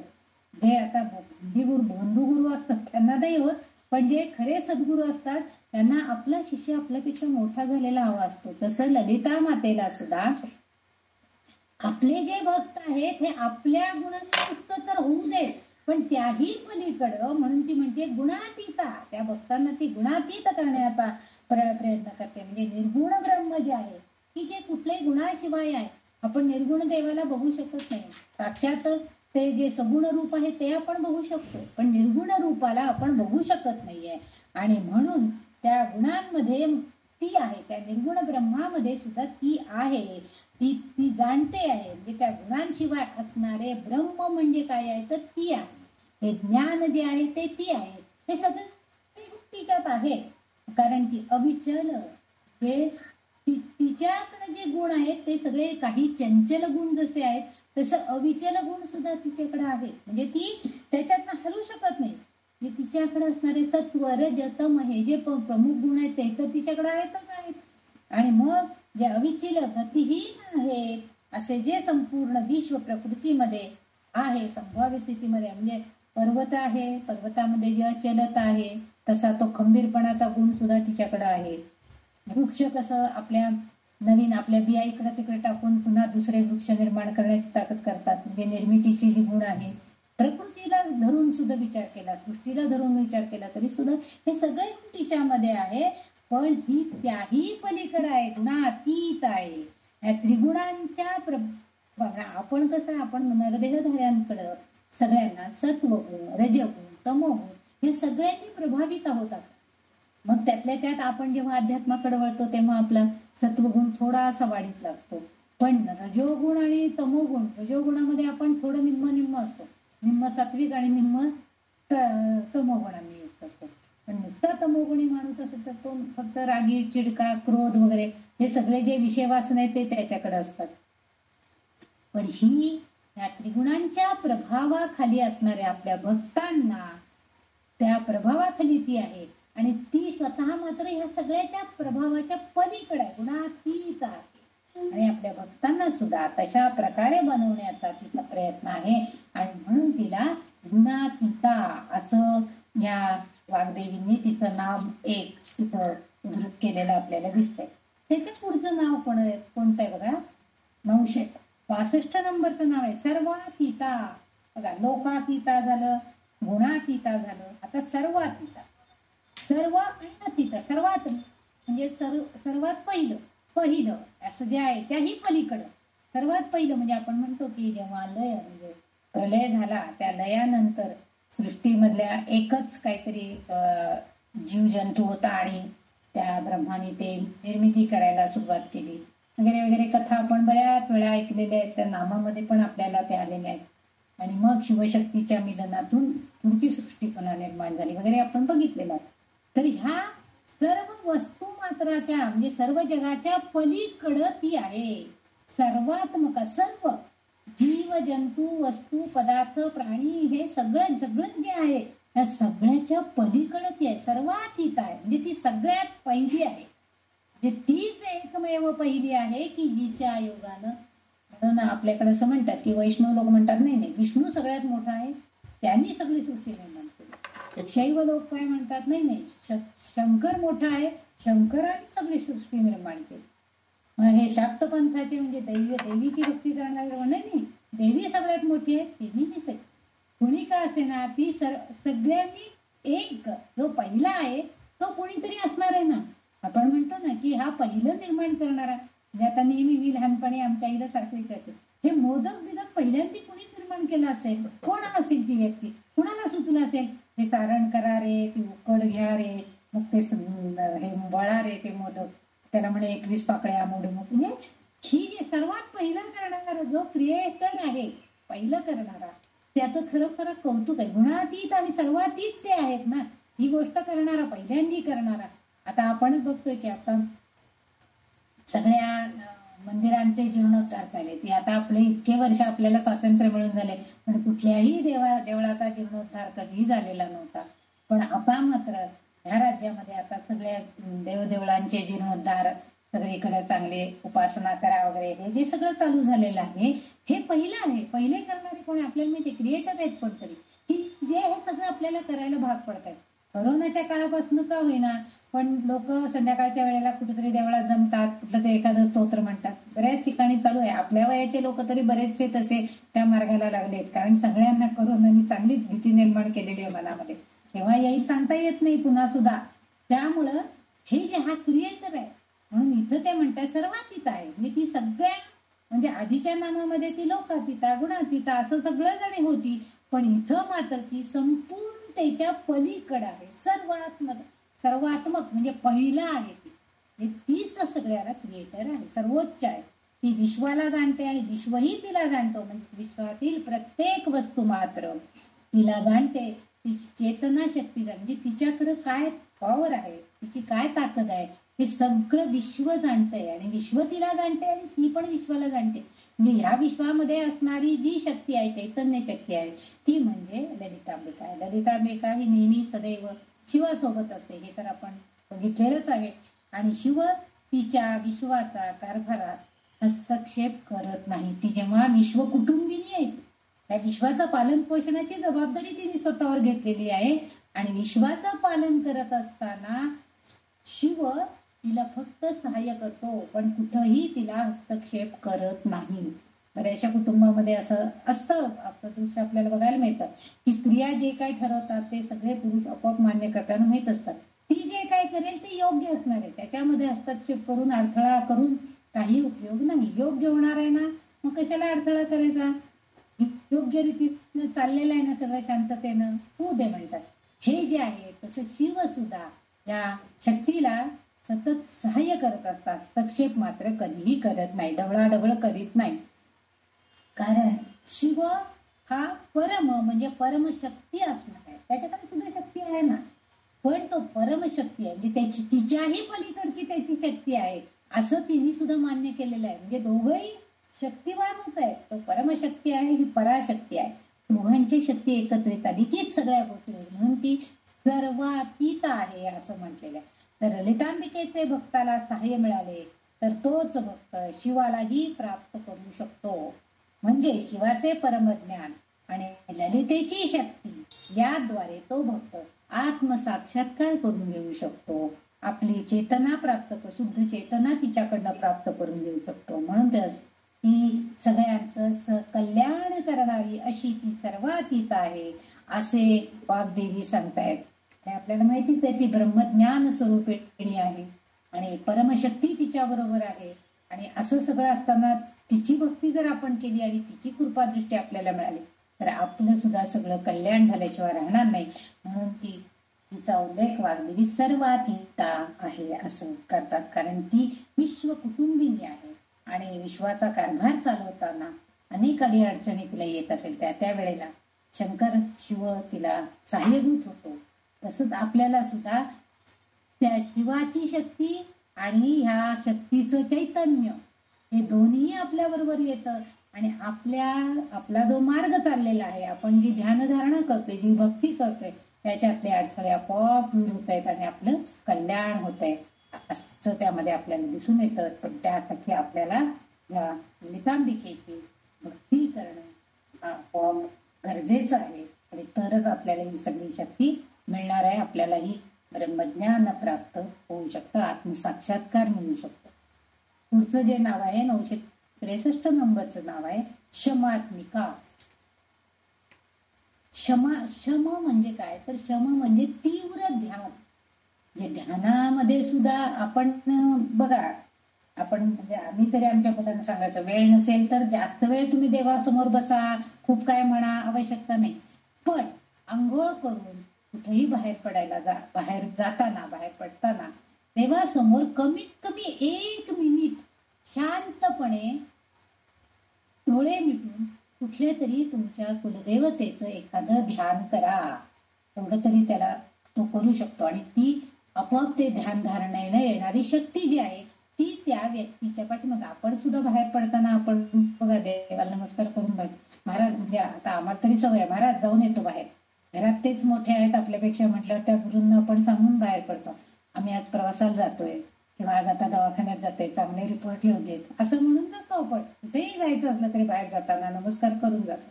म्हणजे ही जी ती शक्ती आहे ती आपल्या पाठोपाठ येते आपोआप. कारण आपण त्यांना विनंती केलेली असते, आपण त्यांची प्रार्थना केलेली असते, त्यांच्यासमोर उभं राहून त्यांचं ध्यान केलेलं असतं. आणि म्हणून इथं जे त्यांनी सांगितलंय, शम म्हणजे तीव्र ध्यान, जिथे एकच मिनिट ती शक्ती, म्हणजे ज्या शक्तीचं आपण ध्यान केलेलं ती शक्ती आणि आपण हे दोन्हीही एकत्रित झालेले असतात, एकसंध झालेले असतात. त्यामुळे ती शक्ती आपोआप त्यांच्या पाठोपाठ येते बघा. त्यामुळं मुलांना तरी अगदी आपण असंच सांगितलं पाहिजे की जातानाही तुम्ही देवाला नमस्कार करून जावा, आल्यावरही पाय धुवून अगोदर देवाचे नमस्कार करा. की आजच्या या धकाधकीच्या जीवनामध्ये तू आला, मी आलो बाहेरून सुखरूप, तुझीच कृपा आहे रे बाबा, धन्यवाद, त्याबद्दल तुझी कृतज्ञता व्यक्त करतो मी, असं म्हणायला पाहिजे. त्यामुळे आमच्याकडे तरी म्हणजे माझ्या दोन्ही मुलांना सवय आहे की जाताना बाहेर पडताना नमस्कार करून बाहेर पडायचं, आलं की सुद्धा आपलं तिथलं की आधी देवा नमस्कार करा. आणि म्हणजे आम्हाला असं वाटायचं की लोक कोणी जर घरात इतर दुसरे आलेले असतील तर असं काय हे उगीच केव्हा काय देवाला नमस्कार करतात, तर नाही, बाहेरून आलेले आहेत. बाहेरच्या जगामध्ये क्षणाक्षणाला, पावला पावलाला कोणते कोणते अडथळे येत असतात, प्रसंग येत असतात, पण त्या सगळ्यातनं सुखरूपपणे ते घरी परतले आहेत. याबद्दल ते कृतज्ञता भाव आपण व्यक्त केलाच पाहिजे. एवढी कृतज्ञता देवाची गुरूंची असू दे, देवीची असू दे, देवाची असू दे, ही मानलीच पाहिजे. आणि ही जी शक्ती आहे याला तीव्र ध्यान म्हणतो आपण. हे शम म्हणजे तीव्र ध्यान आणि जगाच्या सर्व हालचालींना शांत करणारे रूप. बघा मी आता जे सांगितलं की 1 मिनिट शांतपणे फक्त उभं राहायचं, बाकी काही करायचं नाही. ती जी देवता आहे ती आणि आपण, म्हणजे हे जे ध्यान लागतं, एकसंधता आहे दोघांमध्ये जी येते, त्याला शांत रूप आपल्या मनामध्ये येतं. आपल्या डोळ्यासमोर बाकी काही विचार नसतात, मनामध्ये कुठले विचार नसतात, डोळ्यासमोर दुसरं रूप नसतं. डोळे का मिटायचे? काही जण म्हणतात डोळे मिटून कसं काय तुम्ही देवाला बघता. खरं म्हणजे डोळे उघडे ठेवून देवाकडे बघायला पाहिजे. बरेचसे विचार प्रत्येकाचे वेगवेगळे असतात, पण डोळे उघडे ठेवले तर उघड्या डोळ्यांना बऱ्याच वेळेला आपल्याला आजूबाजूचं अवतीभोवतीचं वातावरण डिस्टर्ब करतं. कारण आपले डोळे चंचल आहेत, इकडे इकडे इकडे सारखं बघत असतो आपण, मी फिरत असतात. मग त्यांचा डिस्टर्बन्स नको म्हणून आधी एकदा त्या देवतेला आपल्या मनामध्ये साठवून घ्यायचं आणि मग डोळे मिटून त्याची ध्यानधारणा करायची. हा त्याच्या पाठीमागचा उद्देश आहे. डोळे मिटून का करायचं तर त्या देवतेला, म्हणजे बरेच जण म्हणतात देवळात जाऊन त्याच्याकडे बघायचं सोडून डोळे मिटून काय उभं राहायचं, प्रत्येकाचे विचार येते. पण त्या देवतेला आपल्या डोळ्यामध्ये आधी साठवून घ्या आणि मग त्याची ध्यानधारणा करा, त्याला आळवा, म्हणजे त्याची प्रार्थना करा. हे जे आहे त्यामुळं आपल्याला त्याला ते म्हणजे सर्व जगातल्या सर्व इतर हालचालींना शांत करणार असं ते ध्यान होतं, म्हणजे शम होतं. आणि पुढचं जे आहे शम, शम यामध्ये सुद्धा सुख, कल्याण असा सुद्धा अर्थ आहे. म्हणजे एक शम म्हणजे तीव्र ध्यान आणि शम म्हणजे सुख किंवा कल्याण आणि क्षमात्मिका. आता इथं ती देणारी आहे, आत्मिका आहे, आपल्याला देणारी आहे असा अर्थ आहे. त्यामुळे अस्तित्वाच्या सर्व भ्रमांमधून मुक्ती मिळवणारी शांतता आणि हा तिचं स्वाभिव आहे, शांत विचार. मुळात ललितांबिका खूप सौम्य स्वरूपामध्ये आहे बघा. तिचं जे चित्र किंवा तिचं जे फोटो आपण बघतो तर तिच्या चेहऱ्यावर किती सुंदर हास्य आहे आणि शांत स्वरूपामध्ये ती बघितलेली म्हणजे बसलेली बघायला मिळते. समजा आपण चामुंडा देवी वगैरे अशांची रूप बघितली तर ती उग्र स्वरूपामध्ये देवी. तुळजापूरची देवी सुद्धा बघा, ती महिषासुरमर्दिनी स्वरूपामध्ये म्हणतात म्हणून ती सुद्धा उग्र स्वरूपामध्ये आहे. पण कोल्हापूरची महालक्ष्मी बघितली तर ती कशी शांत स्वरूपामध्ये, म्हणजे हा फरक आहे त्यांच्या स्वरूपामध्ये. का तर ती शांत स्वरूपामध्ये आहे ती मुळात, कारण तिच्या स्वभावानुसार ती आपल्याला शांती मिळवून देणारी, मुक्ती मिळवून देणारी आहे आणि म्हणून ती शांत स्वरूपामध्ये आपल्याला बघायला मिळते. आणि ही अशी ललितांबिका आपण शम म्हणजे ध्यान करून तुला आपल्या मनामध्ये साठवायचं आहे आणि तिची भक्ती करायची आहे. कारण प्रपंचामध्ये अवश्य काटणाऱ्या सर्व सुख, भौतिक सुख असू देत, आध्यात्मिक सुख असू दे, हे सगळं मिळवण्यासाठी तिचीच पाठिंबा, तिचीच कृपा आपल्याला मिळायला पाहिजे. कारण त्या सुखाचा आत्मा आहे आणि प्रपंचाला आवश्यक असणाऱ्या सुखाचा आत्मा म्हणजे ह्या जगदंबेकीची, ह्या ललितांबेकीची शक्ती, चैतन्य शक्ती आपल्या पाठीशी या भक्ताची आहे, की कोणत्याही ध्वनीने आपले अस्तित्व सूचित करू शकत नाही, तर त्यात फक्त आत्म्याची जाणीव असते. म्हणजे शांत जे म्हटलं मी मगाशी, की ती शांत स्वभावाची आहे. त्या शांततेमध्ये कोणताही ध्वनी, कोणताही आवाज नसतो, परंतु ती आपल्याला सूचित करू शकते की तुम्ही जर इतकं शांतपणानं जर एक 5 मिनिटं बसलात तर तुम्हाला आपोआपच तुमच्या अंतर्गत असणाऱ्या आत्म्याची जाणीव होईल आणि जगातील सर्व शांतीचे, चांगल्या गोष्टींचे मूर्त स्वरूप म्हणजे क्षमा आहे. आणि हे म्हणून हिला क्षमात्मिका, क्षमा या शब्दाचा अर्थ सुद्धा पृथ्वी असा पण आहे. आणि म्हणून इथं वैदिक अभ्यासामध्ये किंवा वैदिक ग्रंथांमध्ये क्षमा हा शब्द शुभ, आनंद, सौभाग्य या अर्थाने वापरला जातोय. पण या नामामध्ये मात्र ती क्षमात्मिका असं जेव्हा आपण उल्लेख करतो तेव्हा सर्व गुणांनी युक्त अशी ही कवच आहे असं वाक्यही आपल्याला इथं सांगताय. म्हणजे इथं क्षमा हा अर्थ जो आहे तो सर्व चांगल्या गोष्टींचं स्वरूप असणारी आहे, ती क्षमात्मिका आहे आणि आत्मस्वरूपामध्ये आहे. ती आपल्याला सुद्धा त्या आपल्या आत्म्याला शांतता मिळवून देण्याचं काम करते आहे आणि म्हणून तिला क्षमात्मिका या नावानं वाग्देवता उल्लेख करतात. वैदिक धर्मांमध्ये, वैदिक ग्रंथात जो उल्लेख आलेला आहे तो ह्या वैक्षम या नावाचा. तर तिथं त्याचा अर्थ शुभ, आनंददायी, कल्याण करणारी, सौभाग्य करणारी अशी आहे आणि इथं ती सर्व गुणांनी युक्त असा तिचा अर्थ आहे असं वाग्देवी आपल्याला सांगतायत. पुढचा श्लोक जो आहे, आता आपण ह्या 176 नंबरचा श्लोक बघितला. गुणातीता, लोकातीता, सर्वात्मिका, क्षमात्मिका हे सगळे अर्थ आपण बघितले. ती धन्य आहे, धर्मिणी आहे, धर्मवर्धिनी आहे, धरा, धरसुता, हे सगळे तिचे गुण आहेत. म्हणजे आता एक एक एक अनेक गुणांनी युक्त असणारी ही ललिता देवी आहे आणि ही आपल्या भक्तांवरती कृपा करते आहे आणि तिची कृपा संपादण्याकरता तिचं नाम घेणं, तिची प्रार्थना करणं, तिची भक्ती करणं हे आपल्याला गरजेचं आहे. आता आपण 177 नंबरच्या श्लोकाकडे जाणार आहोत. 177 नंबरचा श्लोक असा आहे. बंधूक कुसुम प्रख्या बाला लीला विमोदिनी सुमंगली सुखकरी वेशाढ्या सुवासिनी. असं आता आपल्याला ह्या 7 नामांचा अभ्यास करायचा या श्लोकामध्ये. पहिलं जे बंधूक कुसुम प्रख्या, छान आहे नाव. हे आधीचं पण काही काही नामांमधनं असे थोडे उल्लेख आलेलेच आहेत. बंधूक म्हणजे एक फुलाचं झाड आहे, म्हणजे त्याचं नावच, त्या झाडाचं नावच बंधूकच, एक फुलझाड आहे की ज्याचं फूल हे पिवळसर लाल किंवा गुलाबी रंगाचं असतं.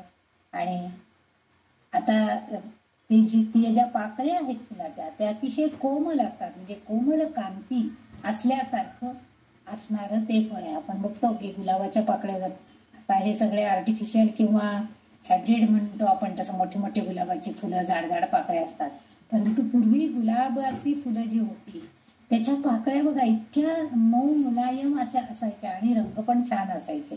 तर असं कोमल कांती असणारं रंगाचं गुलाबी किंवा लाल रंगाचं हे फूल आहे. पिवळसर पण त्याच्यामध्ये थोडीशी झाक आहे. बघा तुम्ही, पूर्वीच्या फुलांना आतल्या बाजूला थोडासा पिवळा रंग असायचा आणि कडेच्या बाजूला पाकळ्यांचा रंग गुलाबी लाल असा आपल्याला बघायला मिळायचा. तर अशी ही असं हे कुसुम, बंधूक कुसुम, कुसुम म्हणजे फूल, अशी ही कुसुम. फूल कसं असतं, फूल कोमल असतं, ते उमललं की किती छान आपल्या मनाला छान वाटतं, बघायला सुद्धा प्रसन्न वाटतं. आणि कुसुम प्रख्या म्हटलेलं आहे. प्रख्या म्हणजे काय, तर खूप प्रकाशमान किंवा तेजस्वी असा त्याचा अर्थ आहे. मग ही जी आहे कोमल असणारं हे फूल आहे. बंधूक फुलझाडाला असं हे तेजस्वी कोमल प्रकाशमान फुलं ही प्रदान करते. ही जगदंबिकेच्या कृपेनं त्या सृष्टीमध्ये अशा प्रकारचं फूल निर्माण होते की ज्याच्या, म्हणजे जे फूल तुम्ही धारण केलं, ललितांबिकेने जर धारण केलं तर त्या ललितांबिकेचं सुद्धा सौंदर्य वाढतं आणि फुलाला सुद्धा ते सौंदर्य प्राप्त होत. म्हणजे फुलही इतकं सुंदर आहे ती ललितांबिका सुद्धा आणखीन सुंदर दिसायला, कारण तिची कांती चमकदार दिसते, ती प्रकाशमान होते. आणि या म्हणजे या फुलाबरोबर फूल जितकं कोमल आहे, प्रकाशमान आहे, सौंदर्यवान आहे, तशीच ललितांबिका आहे अशी थोडीशी तुलना या फुलाबरोबर केलेली आहे. म्हणून तिथं तिचं नाव बंदूक कुसुम प्रख्यात असं त्यांनी वर्णन केलेलं आहे. म्हणजे इतकी ती सुंदर आहे असं त्या वाग्देवींना वाटतंय, म्हणून त्यांनी तिचे तुलना करण्याचा प्रयत्न इथं केलेला आहे. हे 964 नंबरचं नाव होतं. आता 965 नंबरचं नाव आहे बाला बाला बाला असं नाव आहे. आता ललितांबिका कोणत्या रूपामध्ये, आपण नवरात्रामध्ये बघा आपण जेव्हा कुमारिका पूजन करतो, सुवासिनी पूजन करतो, तर देवी अनेक स्वरूपामध्ये, अष्टमीला जेव्हा कोकणस्थ लोकांच्याकडे ती गौरी उभी करतात, अष्टमीची गौरी, तर त्यावेळेस ती पहिल्यांदी खूप अशी तरुणी दिसत असते, नंतर प्रौढा दिसते. रात्रीच्या वेळेला जेव्हा तिच्या म्हणजे विसर्जन व्हायचं असतं 12 नंतर, तर ती वृद्धा दिसायला लागते. हे तिच्या चेहऱ्यावरती ते भाव प्रगट झालेले आपल्याला बघतात. 9 वर्षाच्या तरुणी रूपामध्ये प्रगट झालेल्या तिच्या रूपाला त्यांनी बाला असं म्हटलेलं आहे. बाला म्हणून ती ओळखली, म्हणजे बाल रूपामध्ये आहे. 9 वर्षापर्यंत ज्या मुली असतात त्यांना आपण बाला म्हणून म्हणतो. 74 नंबरच्या नामामध्ये आपल्याला ते आहे ललितांबिकेची मुलगी असल्याचा उल्लेख, आणि ती शाश्वत कुमारी आहे, म्हणजे जसं कन्याकुमारी आहे ती सदैव कुमारिका आहे, तसं हिची मुलगी म्हणून तिला त्यांनी उल्लेख केलेला आहे. आणि ती शाश्वत कुमारी आहे असं समजलं जातं. तिला त्यांनी बाला असा उल्लेख केलेला. श्री विद्या उपासनेमध्ये सुद्धा बाला मंत्र हा पहिला मंत्र आहे. बाला मंत्र म्हणजे ऐं क्लीं सौ असा आहे. तिचे वर्णन करताना असं सांगितलं जातं की तिने लाल वस्त्र परिधान केलेले असते, तिच्या कपाळावर चंद्रकोरी सारखी बिंदी असते, तिचे तेज उगवत्या सूर्यासारखं लालसर तेजस्वी असतं, ती लाल कमळावर विराजमान आहे आणि तिचे स्वरूप चतुर्भुज आहे. तिने 4ही हातात एक एक गोष्ट धारण केलेली आहे. एका हातात ग्रंथ आहे, दुसऱ्या हातात माळ आहे, आणि बाकीच्या 2 हातांनी तिने अभय मुद्रा आणि वरद मुद्रा धारण केलेली आहे असं तिचं वर्णन. आतापर्यंत ललितांबिकेचं विविध रूप आपण बघितलेली आहेत. आता ही बाला स्वरूपामध्ये जेव्हा असते तेव्हा बघा, एका हाताने अभय मुद्रा की तुझं सदैव कल्याण होतं, आणि एका हाताने वरद मुद्रा म्हणजे ध्यान धारणा करताना वरदान देणारी मुद्रा आहे, अभय देणारी मुद्रा, असं तिचे रूप आपल्याला बघायला मिळतं. आणि एका हातामध्ये ग्रंथ आणि एका हातामध्ये माळ घेतलेली. म्हणजे ते आपल्याला असं सुचवत आहे की ज्या ग्रंथांमध्ये वेद उपनिषद अध्यात्म हे सगळं सामावलेलं आहे, त्यांचाही तुम्ही अभ्यास करा. तिच्या मूर्तीकडे बघितल्यावरती माळ हातात धारण करायचे म्हणजे तिचं सदैव नामस्मरण करा, हा त्या माळेचा उद्देश त्यांनी सांगितला. आणि हे सगळं करण्यासाठी मी तुम्हाला वरदानही देते आणि अभयही देते, म्हणजे तुम्हाला भ्यायचं काही कारण नाही. तुम्ही जी शक्ती तुमच्याकडे आहे त्यानुसार तुम्ही ते पार पाडा, तुम्ही ते सगळं कृती करा, आणि मी तुम्हाला त्यासाठी अभय देते, कोणतेही संकट तुमच्यावरती येणार नाही, अशी ही बाला स्वरूपामध्ये आपल्याला दिसते. आतापर्यंत आपण ही जी विविध रूप ललितांबिकेची समजून घेतली आहेत. कधी ती असामान्य अशा स्त्री रूपामध्ये आपल्याला बघायला मिळालेली आहे, कधी ती सामर्थ्यवान पुरुषासारखी अगदी ती पुरुषांबरोबर म्हणजे शिवाबरोबर आलेली आपल्याला बघायला मिळते. तरुण मुलीसारखी ही प्रज्ञावान असलेली बघायला मिळते ती आहे. तर ती एखादा लहान मुलगी म्हणजे बाला या रूपात वर्णन करणार आहे. म्हणजे सर्व रूपांमध्ये, सर्व अवस्थांमध्ये, आपल्या नरदेहाच्या ज्या अवस्था आहेत त्या सर्व जन्माच्या अवस्थांमध्ये ही ललिता देवी विविध रूपांमध्ये आपल्याला प्रगट होताना दिसते आहे. आणि म्हणून इथं तिचं बाला या नावामध्ये वर्णन केलेलं आहे. आणि आपल्याला श्री विद्या उपासनेमध्ये तर त्याला बाला मंत्रच त्यांनी म्हटलेले. आणि कारण बघा, आणि लहान मुली कशा एकदम निष्पाप असतात, त्यांच्या मनामध्ये असं कपट किंवा काही कोणाविषयी द्वेष बीष असलं 8-9 वर्षापर्यंत ह्या भावना आपल्या मनामध्ये नसतात. आपल्याला खेळणं बागडणं खाणं पिणं हे एवढ्यामध्येच आपण रममाण होणारे असतो. आपल्या स्वतःचं लहानपण आठवून बघा. तसं ह्या ललितांबिकेचं हे जे बाला रूप आहे ह्यामध्ये ही सामर्थ्यशाली सहनशील असणारी ललितांबिका आपल्याला बघायला मिळते. आणि ती आपल्याला सांगते की अभ्यास करा पुस्तकांचा, वेद अध्ययन, आध्यात्मिक ग्रंथांचा नामस्मरण करा. आणि यासाठी मी तुम्हाला वरदान देते, अभय पण देते आहे, असं तिचं वर्णन त्या बालानामामध्ये या वाग्देवी करताना दिसतंय. आता पुढचं जे नाम आहे लीला विमोदिनी. लीला विमोदिनी. आता लीला ह्या शब्दाचा अर्थ ललितांबिकेच्या नावामध्ये लीला हा नाव, तिचं नाव लीला असं पण आहे एका ठिकाणी आलेलं. तर लीला म्हणजे काय, तर विश्वाचा खेळ. हिला आपण म्हणतो ना काय नाना विविध लीला आहेत बाबा यांच्याकडे. म्हणजे इकडे शिवण शिवतात, इकडे अध्यात्मातलं शिकवतात, इकडे नाचायचं शिकवतात, इकडे डान्सचं काहीतरी सांगतात, याने एक पदार्थ करायचे गुण आहेत, मग रेसिपी सांगतात. काय काय विविध तऱ्हेच्या लीला यांच्याकडे आहेत, म्हणजे गुण आहेत ते. हा विश्वाचा खेळ. तसं या ललितांबिकेकडे विश्वाचा खेळ चालवत असताना, विश्वाचा खेळ किंवा विश्व चालवत असताना, पण हे सगळं करताना कसं तिला आनंद होतो. आपण सुद्धा बघा, आपल्याला जर आपल्या आवडीचं काम करायला मिळालेलं असेल ना, आपण जर त्यामध्ये मग्न असू तर आपल्याला छान आनंद. काही वेळेला त्याचा त्रास नाही वाटत. शिवण शिवायचंय किंवा एखादी छान रांगोळी काढायची, त्यामध्ये आपण मग्न होऊन जातो. किती वेळ गेला आपल्याला कळत पण नाही. कारण का, तर ती क्रिया करत असताना ते आपल्या आवडीचं काम आहे, त्याच्यामध्ये आपण आनंद उपभोगत असतो. आणि म्हणून या विश्वाचा खेळ खेळताना ह्या ललितांबिकेला अतिशय मनानं आनंद होत असतो. लीला या म्हणजे काय, तर वैशिष्ट्यपूर्ण कृती. म्हणजे मी आता सांगितलं तर रेसिपी नवीन नवीन करून बघणं, नवीन नवीन कपडे शिवून बघणं, नवीन नवीन दागिने तयार करणं, काही आपण करू शकतो. तर ह्या कलाकुसरीचं काम करणं, हे सगळं जे आहे वैशिष्ट्यपूर्ण कृती. काही खेळ खेळणं, चमत्कार करणं, हे ललितांबिकेकडे आहे. हे चमत्कार करणं आपल्याकडे चमत्कार काय आपण करू शकत नाही, पण आपण त्या प्रकारे आपलं कार्य करू शकतो की आपल्याकडे जी शक्ती आहे ते वापरून आपण नवीन काहीतरी तयार करू शकतो. तो एक प्रकारचा चमत्कारच आहे. मग ललितांबिकेच्या संदर्भामध्ये जर आपण विचार करायचा झाला तर तिची लीला म्हणजे तिच्याकडून घडणाऱ्या अनेक प्राथमिक क्रिया, निर्मिती, पालन पोषण, संहार, हे सगळं काय तिच्या क्रियाच आहेत, तिची लीलाच आहे.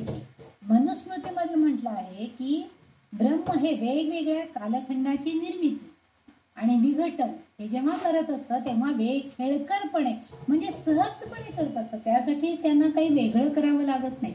म्हणजे प्रलय झाल्यानंतर पुन्हा जेव्हा निर्मिती होते त्यावेळेस ते सहजपणे कृती करत असतात. त्यासाठी काही वेगळं त्यांच्यासाठी करावं लागतं. मग शिवाला काहीतरी फारच कृती करावी लागते किंवा शक्तीला वेगळंच काहीतरी कार्य करावं लागतं, असं काही नाही. त्यांच्या ह्या क्रिया त्या सहजपणे पार करत असतात. म्हणजे निर्मिती करतात, पालनपोषण करतात, संहारही करतात. आणि हे तिचं ब्रह्मस्वरूप आहे.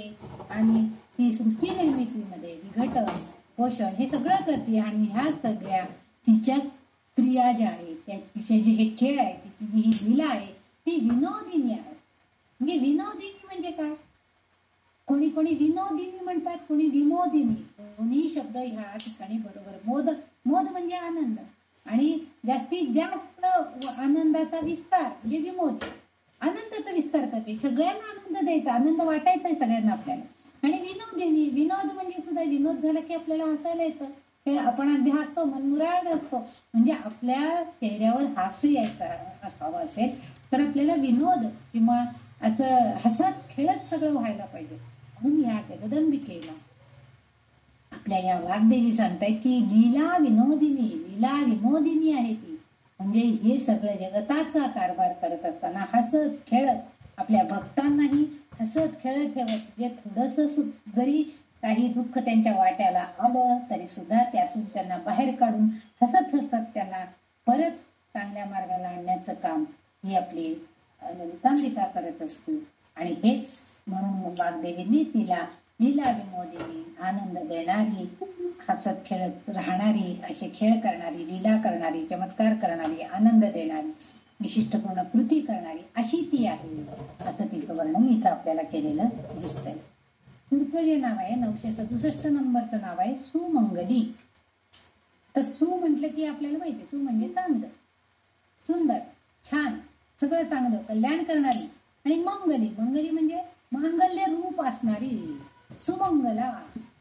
खूप छान नाव आहे. नुसतं मंगला म्हणण्यापेक्षा सुमंगला, म्हणजे चांगलं शुभ कल्याणकारी अशी ती सुमंगला आहे. हिचं सुमंगली असं जे नाव आहे, मंगली ती सगळ्यांचं करणारी आहे म्हणून तिला मंगली म्हणले. सुमांगल्य तिच्या जवळ आहे. तसं ही ललितांबिका शक्ती देवता शिवाची पत्नी म्हणून ओळखली जाते आणि तिलाही मंगला असेच म्हणतात. सगळ्यांचं मंगल करणारी आहे, कल्याणप्रद असं तिचं कार्य आहे. ती आपल्या भक्तांचं कधीही वाईट होत देत नाही.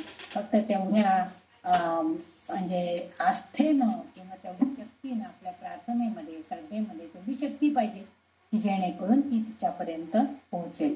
कारण सु म्हणजे चांगलं किंवा वाईट, श्रेष्ठत्व, मालकी असाही त्याचा अर्थ होतो. आणि जो वाईटाला दूर करतो, इथं सु शब्दाचा अर्थ जो आहे तो वाईटाला दूर करणारी याची तिची शक्ती आहे, म्हणजे ती मंगल करणारी आहे म्हणून तिला सुमंगली असं नाव दिलेलं आहे. अर्थात ही शक्ती देवी आपल्या साधक भक्तांच्या बाबतीत घडणारे सर्व वाईट दूर करते आणि सर्व मंगल शाश्वत असं ती छान चांगलं मंगल बनवते. कारण ती स्वतःच ही ललितांबिका ही सर्वोच्च शुभतेचं मूर्त स्वरूप आहे, म्हणजेच ती सुमंगली आहे. तर ती सर्वोच्च शुभ आहे आणि तशी शुभता ती आपल्या भक्तांना सुद्धा देते, त्यांचं शुभ करण्याचा प्रयत्न करते, वाईट दूर करते. आणि म्हणून तिने भक्तांचे सर्व कल्याण शुभ करण्यासाठी मूक पंचशती मध्ये एका श्लोकामध्ये असं वर्णन केलं आहे की तिने कमल पुष्पात विराजमान होणे आणि त्या कमलचरणांवर सर्व 9 ग्रह असणे यासाठी तिच्या चरणकमलांवर ध्यान एकाग्र करून पुढे दिलेला जर एक श्लोक म्हटला तर सर्व ग्रहांचे वाईट परिणाम नष्ट होतात. आता तो देते तो मंत्र पण मी सांगते तुम्हाला. पण आधी म्हणजे तिच्या ह्या नावाच्या संदर्भामध्ये वाग्देवी आपल्याला सांगतायत की ती सुमंगली आहे. त्यामुळं ह्याच्यामध्ये मूक पंचशती म्हणून जे त्रिशती आहे, मूक पंचशती आहे, सप्तशती आहे, बरेच ग्रंथ आहेत या देवी भगवतीच्या वर्णन करणारे, तिचं कार्य दाखवणारे, तिचं गुण दाखवणारे. त्याच्यामध्ये त्यांनी असं म्हटलेलं आहे की ती कमल पुष्पामध्ये विराजमान आहे. तिचं रूप त्यांनी वर्णन केलेलं आहे आणि तिच्या त्या कमल चरणांवर म्हणजे तिचे तिचं चरण कसे आहेत, कमळ पुष्पासारखे आहेत. म्हणजे तिचे जे 5 बोटं आहेत तिने जे थोडं पाय ठेवून बसलेली आहे तर कमळ पुष्पा इतकी नाजूकता, इतकी शुभता तिच्या पायांमध्ये सुद्धा आहे. आणि सर्व 9 ग्रह असणे यासाठी तिच्या चरण. आणि म्हणून त्यांनी सांगितले की तुम्ही तुम्ही जर कधी तिरुपतीला गेलेला असेल तर आपल्याला तिथं ते गुरुजी किंवा ते त्यांच्या भाषेमध्ये ते सांगत असतात की पाय आधी बघा. म्हणजे तिचे त्या भगवंताच्या पायांचं दर्शन होणं जास्त चांगलं आहे. कारण वरती ते दिवे बिवे लावलेले असतात, हिरे बिरे लावलेले असतात, त्यांच्या चेहऱ्यावरती दागिन्यांवरती ते चमकत असतात, त्यामुळे ते आपल्याला दिसतात. पण पायांचं दर्शन होणं जास्त महत्वाचं आहे. कारण पायांचं चरणकमलांवर आपलं ध्यान जर एकाग्र झालं तर आपल्याला ते सर्वोच्च ज्ञान किंवा ती सर्वोच्च शक्ती आपल्यावरती सुद्धा कृपा करते. म्हणून कुठल्याही देवतेचं, म्हणून विठोबाच्या बघा चरणकमलांवरती डोकं ठेवून लोकांनी झिजवून टाकलेत पाय विचारायचे. म्हणजे हे जे आहे हे का त्या चरणकमलांवरती का, तर त्याचं ते ध्यान आपल्याला, त्याची कृपा दृष्टी आपल्याला मिळायला पाहिजे. कारण म्हणून नमस्कार करताना सुद्धा आपण पायाला स्पर्श करून नमस्कार करतो, जेणेकरून त्या व्यक्तीच्या मध्ये असणारी जी एक चांगली शक्ती असेल ती आपल्यामध्ये संक्रमित व्हावी, हा त्याच्या पाठीमागचा उद्देश आहे.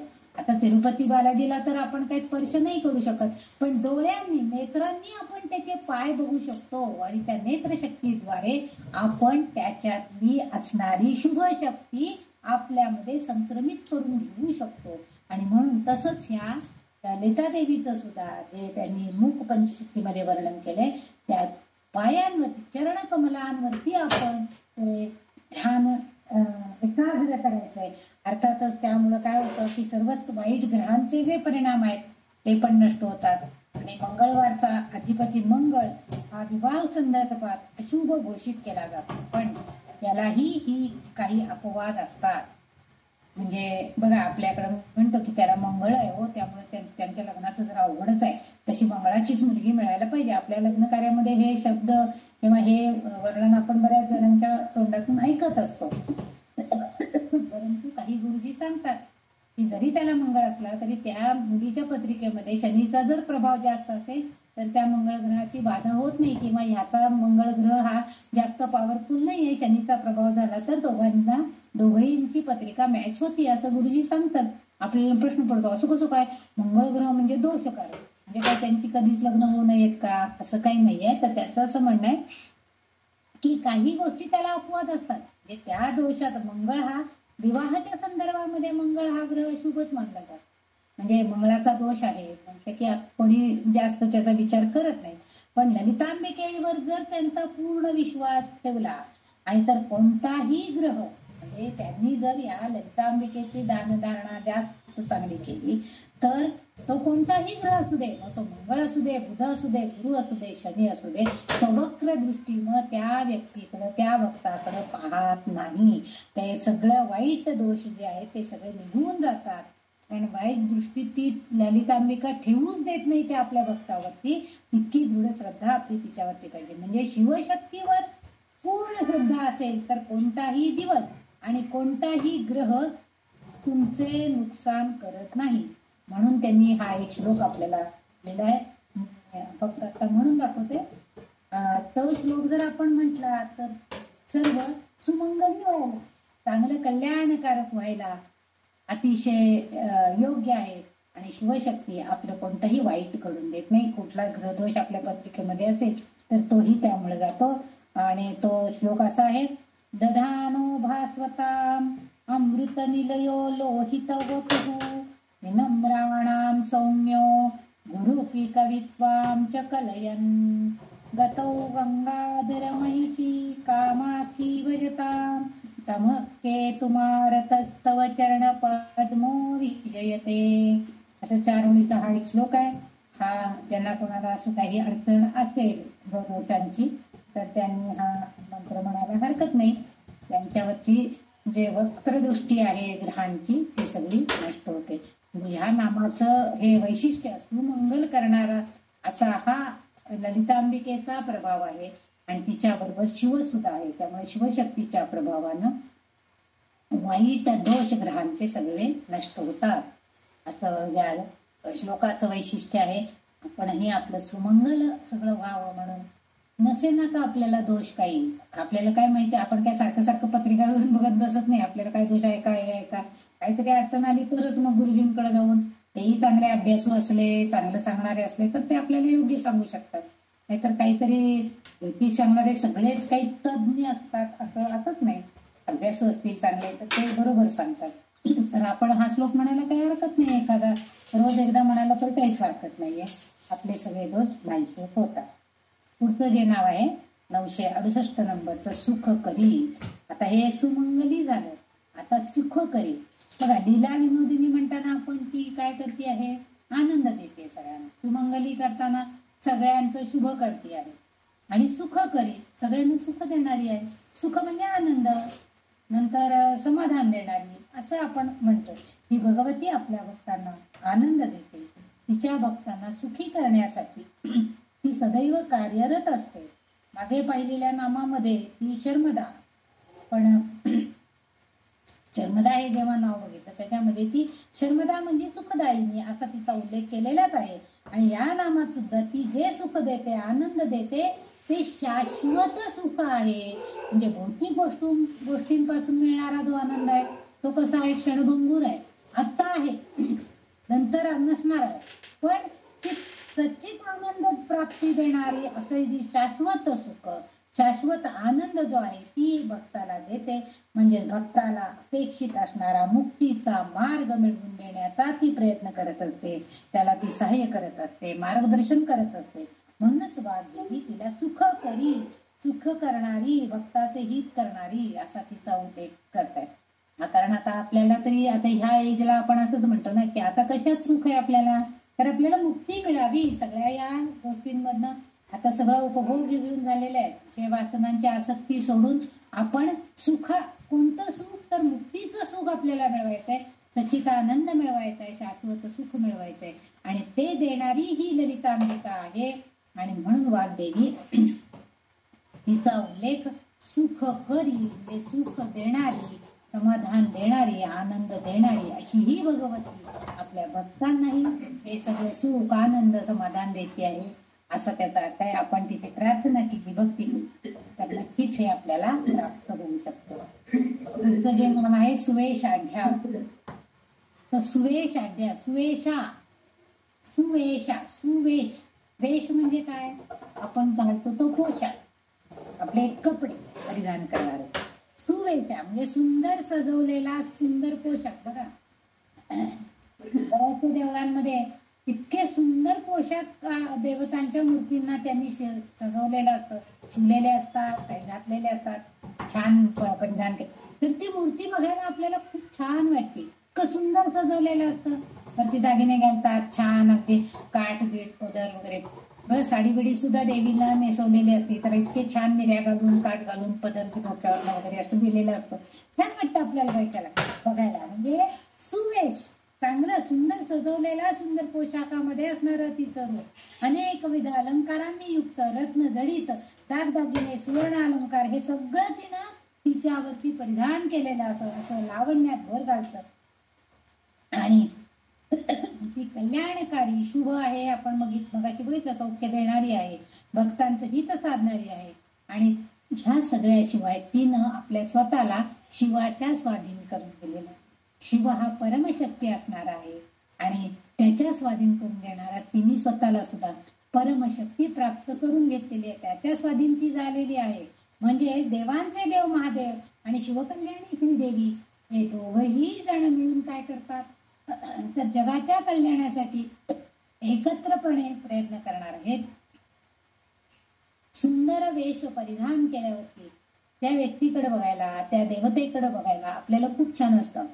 एखाद्या घरात गेलो आपण आणि जर अस्त पसारा असेल तर आपण म्हणतो, काय बाई सगळीकडे पसारात जाऊ नये वाटतं त्यांच्या घरी. पण तेच एखादं घर इतकं नीटनेटकं स्वच्छ असतं की जिथल्या तिथं सगळं अगदी सुंदर, सगळं म्हणजे ते घराला सुद्धा छान सजवलेलं असतं. मग तो सुवेश जे त्यांनी छान परिधान केलेलं असतं, छान मूर्ती ठेवलेल्या असतात, छान पडदे लावलेले असतात किंवा सुंदर फ्रेम्स असतात, हे सगळं आपल्याला बघायला मनाला आल्हाददायक असतं. आणि इथं सुवेश आढ्या, आढ्य म्हणजे काय, तर पूर्णपणे संपन्न. सुवेश म्हणजे सुंदर असा पोशाख सजवून जे आपण तयार होतो दागदागिने परिधान करून, तो सुवेश. आणि आढ्य म्हणजे पूर्णपणे संपन्न असणे. आता पूर्णपणे संपन्न, तुम्ही म्हणा चांगला वेशभूष घातला म्हणजे संपन्न झालं की, पण तशी संपन्नता नकोय, नुसतं दिसण्यामध्ये सुंदरता नकोय. म्हणजे एखादी उपवान मुलगी असली, आपण म्हणतो अहो मस्त दिसायला चांगली, हो पण गुण कुठे तिच्याकडं, सुसंपन्न म्हणजे सुरेख आहे, सुस्वरूप आहे, पण सगुण नाहीये, तिच्याकडे गुण चांगले नाहीये. हे सुगुण अशी असणारी जी आहे, सुगुणी आहे अशी ती मुलगी नाहीये, असं आपल्याला काही वेळेला म्हणावं लागतं काही जणांच्या बाबतीमध्ये. म्हणजे गुण संपन्नता सुद्धा तिच्याकडे असायला, पूर्णपणे संपन्न म्हणजे सर्व गुण संपन्न पाहिजे, गुण पाहिजे, शक्ती पाहिजे, ताकद पाहिजे, अशी संपदा, अशा सगळ्यांनी युक्त अशी ही कोण आहे, तर ललितांबिका आहे.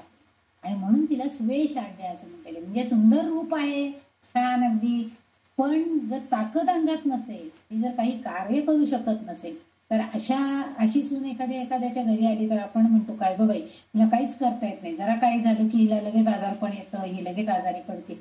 असे असं नकोय, तर तिच्या अंगामध्ये सर्व ताकद, सामर्थ्य, शक्ती सगळं असायला पाहिजे. रूप हे रूप म्हणजे सुंदर दिसणं, सुंदर असणं हे आपल्या हातात नाहीये, पण सुंदर गुण आपण मिळवणं किंवा सुंदर राहणं हे आपल्या हातात आहे. भले आपल्याला देवानं चांगलं रूप दिलेलं नसेल, पण नीटनेटकं राहणं, सुवेश चांगलं करणं, आपला चांगला पोशाख परिधान करणं, चांगली छान साडी नेसणं वगैरे हे आपल्या हातात आहे की नाही, हे आपण करायला पाहिजे, सुवेश करायला पाहिजे. परमेश्वरांनी आपल्याला दागदागिने दिलेले आहेत ना, मग ते घालावेत ना. अगदीच काही घालायचं नाही, घरात अगदी काही नाही, व्यंकेच्या पार्वतीसारखं बसायचं, काही अंगावर नाही, हातात नाही, पायात नाही, हे जे प्रकार आहे असं नको, सुवेश पाहिजे. कारण त्यामुळं काय होतं की शुभ, कल्याणकारी, सौख्य देणारं असं त्या व्यक्तीकडे बघितलं की आपल्याला वाटतं. आणि आढ्य म्हणजे त्याबरोबर आपण जर हे असं राहण्याचा प्रयत्न केला, वेश चांगला आहे पण त्याचबरोबर गुण पण आपण चांगले मिळवण्याचा प्रयत्न करायचा आहे. सुंदर दिसणं आपल्या हातात जरी नसलं तरी चांगले गुण प्राप्त करणं, चांगल्या गुणांचे वाढीस लावणं आपल्या हातात, ते आपल्या हातात आहे. चांगलं काय आहे ते प्राप्त करून घेणं हे आपल्या हातात आहे. ते शिकायला पाहिजे. माझी सासू चांगल्या पोळ्या करत होती, पुरणाच्या पोळ्या फार छान करायच्या आमच्या सासूबाई, पण तू का नाही शिकलीस आतापर्यंत त्यांच्याकडनं? ही ज्यांनी चांगले गुण आहेत ना ते तू शिकू शकते.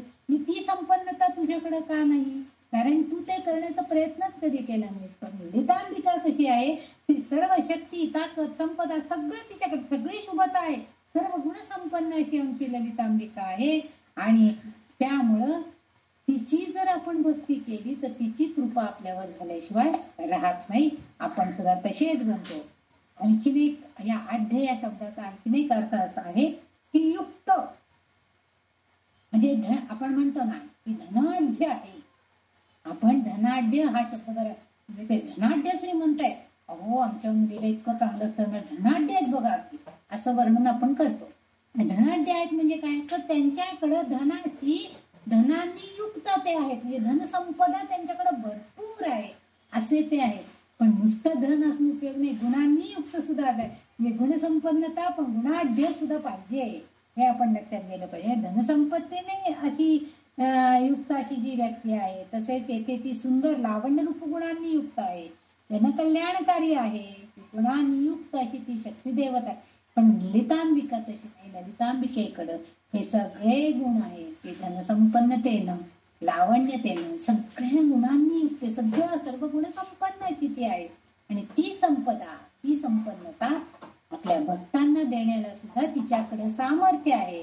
आणि म्हणून आपण तिची प्रार्थना करायची आहे, तिची शक्ती आपल्यामध्ये परिवर्तित करायची आहे, ती संपन्नता आपल्याकडे संपादित व्हावी हा प्रयत्न आपणही करायचा आहे. त्यामुळे आपणही आपल्या घरामध्ये तिचं भजन पूजन, तिचं स्मरण हे करायलाच पाहिजे. पण तिने सांगितल्याप्रमाणे सुवेशांड्या, चांगल्या सुवेशामध्ये, नाही तर घरात कुठलं तरी फाटकं पातळ नेसून बसायचं आणि मग अगदी बाहेर जाताना अगदी नटून भरपूर दागदागिने घालून जायचं.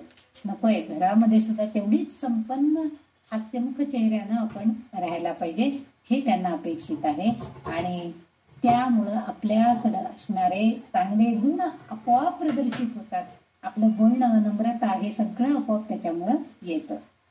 हे झालं त्या सुवेशाढ्या या शब्दाचा अर्थ. शक्तिदेवता आहे त्यामुळं वाग्देवींनी तिला सुवेशाढ्या असं म्हणते. सुवेश आणि आढ्या असे दोन शब्द त्याच्यामध्ये आहेत. तुझं जे नाव आहे ते अतिशय सुंदर आहे, सुवासिनी. सुवासिनी हा शब्द फार सुरेख आहे, मला तर हा शब्द फार आवडतो. सुवासिनी, सु म्हटलं की त्याच्या अर्थ आलाच की खूप छान, खूप चांगलं, खूप कल्याणकारी, खूप शुभ असं आपण आपोआप म्हणून जातो. शुभ असणार सगळं. मागील नावामध्ये आपण बघितले सु या अर्थाचा शब्द आहे, शुभ आणि सुंदर, नीटनेटकं, वेशभूषा असलेली असं वगैरे आपण तिचं सगळं रूप बघितलेलंच आहे. आणि आपल्या जोडीदाराच्या सोबत राहणारी जी स्त्री आहे ती म्हणजे त्याला आपण सुवासिनी असं म्हणतो. आपण पूर्वीच्या काळी असं, म्हणजे आता काही नाही, सगळ्या बायकांना बोलवलंय हळदी कुंकाला, पण पूर्वी तसं उच्चार केला जायचा नाही. सुवासिनींना हळदी कुंकाला बोलवलं. सुवासिनी कोणाला म्हणतो आपण, की जिच्या बरोबर जिचा पती आहे तिला आपण सुवासिनी म्हणतो. बायकांना बोलवलंय म्हणजे सगळ्या बायका येणार, मग ज्यांचे पती नाही आहेत अशा सुद्धा तिथे येणार, किंवा ज्यांनी लग्नही केलेलं नाही आहे अशाही तिथे येऊ शकतात. परंतु पूर्वी हळदी कुंकाचं आमंत्रण सर्व सुवासिनींनी आज हळदी कुंकाला यावे असं आमंत्रण असायचं. आजकाल असं काही मानत नाही, कारण तो काय त्यांचा दोष आहे का वगैरे, एका दृष्टीनं तेही बरोबर आहे. परंतु त्या सुवासिनी या शब्दाला जो अर्थ आहे तो म्हणजे आपल्या जोडीदाराबरोबर राहणारी पत्नी. सुवासिनी स्त्री म्हणजे सुवासिनी.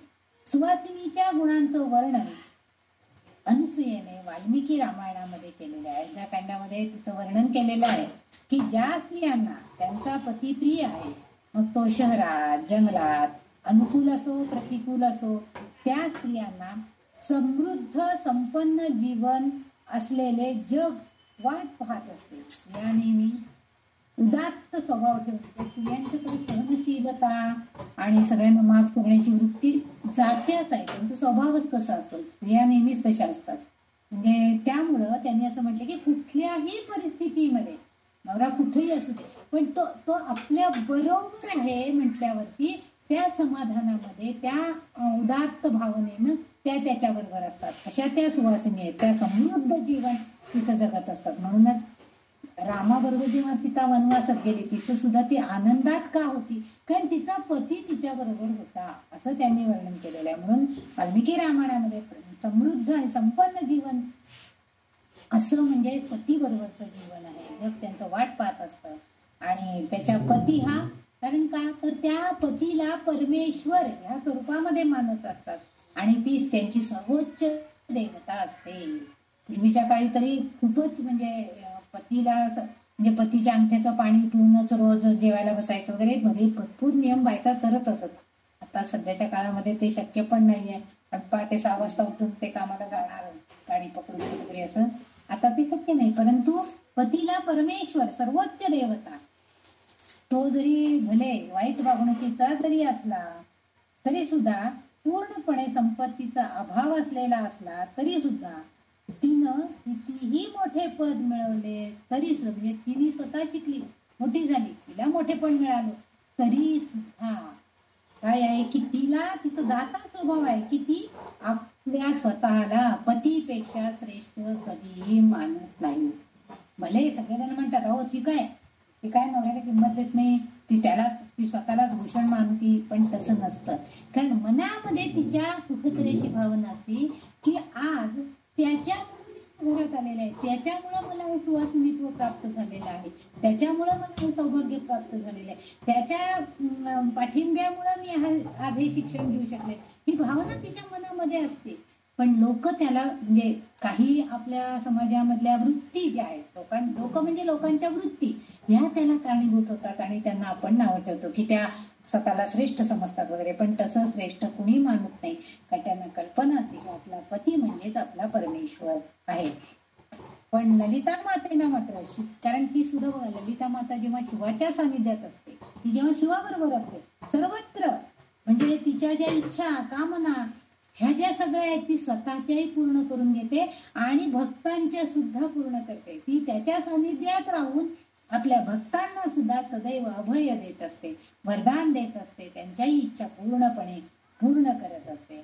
म्हणजेच तेव्हा ती त्यांनाही सक्षम बनवते, म्हणजे स्वतःही ती बनते आणि त्यांनाही सक्षम बनवते, त्यांनाही चांगलं करते की तुम्ही सुद्धा हे सगळं शिका, हे करा.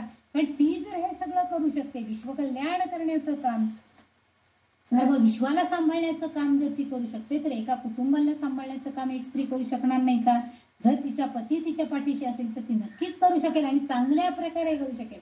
समाजामध्ये बऱ्याच ठिकाणी आपल्याला दिसतात असं की काही जणी अशा आहेत की कुटुंब सगळं सांभाळणाऱ्या, भले पतीला काही होत नसेल किंवा नाही त्यांनी काही केलं तरी सुद्धा एकटीच्या जीवावर त्या आपल्याला आपला संसार पूर्णपणे ओढून काढत असतात. आणि ही सक्षमता ललितांबिकेच्या कृपेमुळे आपल्याकडे आजही नुसते लग्नबंधन नाही, तर वडीलधाऱ्या लोकांच्या धारणेला समर्पित होणे, कुटुंबानं घालून दिलेल्या शिष्टाचाराच्या मर्यादेत राहणे आणि पतीला सर्वत्र पवित्र आणि उच्च स्थान देणे, श्रेष्ठत्व देणे हा सुवासिनी धर्म आहे असं मानलं जातं. आपण जेव्हा लग्नबंधन होतं तेव्हा गुरुजी जे काय सांगतात तेव्हा त्या सांगतात की मी असं काही करणार नाही, आता नातीच्या रामी असं ते आपल्याकडनं सगळं म्हणून घेत असतात. गुरुजी का घेतात ते गुरुजी आपल्याकडनं म्हणून? तर आपल्याकडं असणाऱ्या पत्नी धर्माचं जे आचरण आहे ते सगळं आपण चांगल्या, म्हणजे नुसतं ते दोघं जण एकत्र येत आहेत असं त्याचा अर्थ नाही, संपूर्ण कुटुंबाबरोबर ती व्यक्ती बांधली गेलेली असते, ती स्त्री बांधली गेलेली असते. त्यामुळे तिने आपलं आचरण त्या शिष्टाचाराच्या मर्यादेतच राहिलं पाहिजे. पतीला सर्वत्र पवित्र भावना, उच्च स्थान देणं, तिच्यासाठी श्रेष्ठत्व देणं हे तिचं कर्तव्य असतं. सुवासिनी धर्म आहे तो. रामायणाच्या सुंदरकांडामध्ये सुद्धा अनेक पती पत्नींच्या जोड्यांचा उल्लेख आलेला आहे.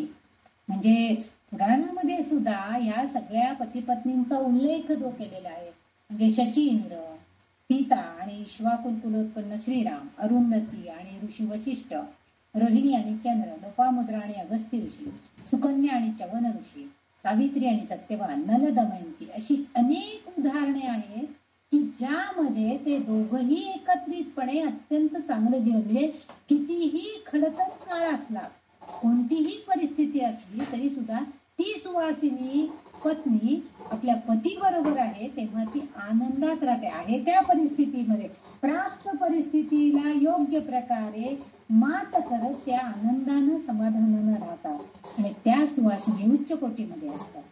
म्हणून वाल्मिकी रामायणामध्ये या जोडप्यांचा म्हणजे सुंदरकांडामध्ये याचं वर्णन आलेलं आहे की अशा या सुवासिनींच्या जोड्या आपल्या पौराणिक काळामध्ये झालेल्या आहेत. आपण थोडंफार तरी त्यांच्यासारखं वागण्याचा या संदर्भानुसार म्हणजे या सगळ्या जोड्यांकडच्या कडे जर आपण दृष्टिक्षेप टाकला, कशा होत्या त्या पत्नी सगळ्यांच्या किंवा त्या स्त्रिया कशा होत्या, तर त्यांच्याकडे पण आपण बघितलं तर सुवासिनी म्हणजे केवळ चांगले कपडे घातलेली नटून थुटून बसलेली अशी नसून चांगल्या गुणांनी संपन्न असा अर्थ सुद्धा आपण म्हणजे सुवासिनी करणं म्हणजे राहणं, चांगल्या प्रकारे राहणारी.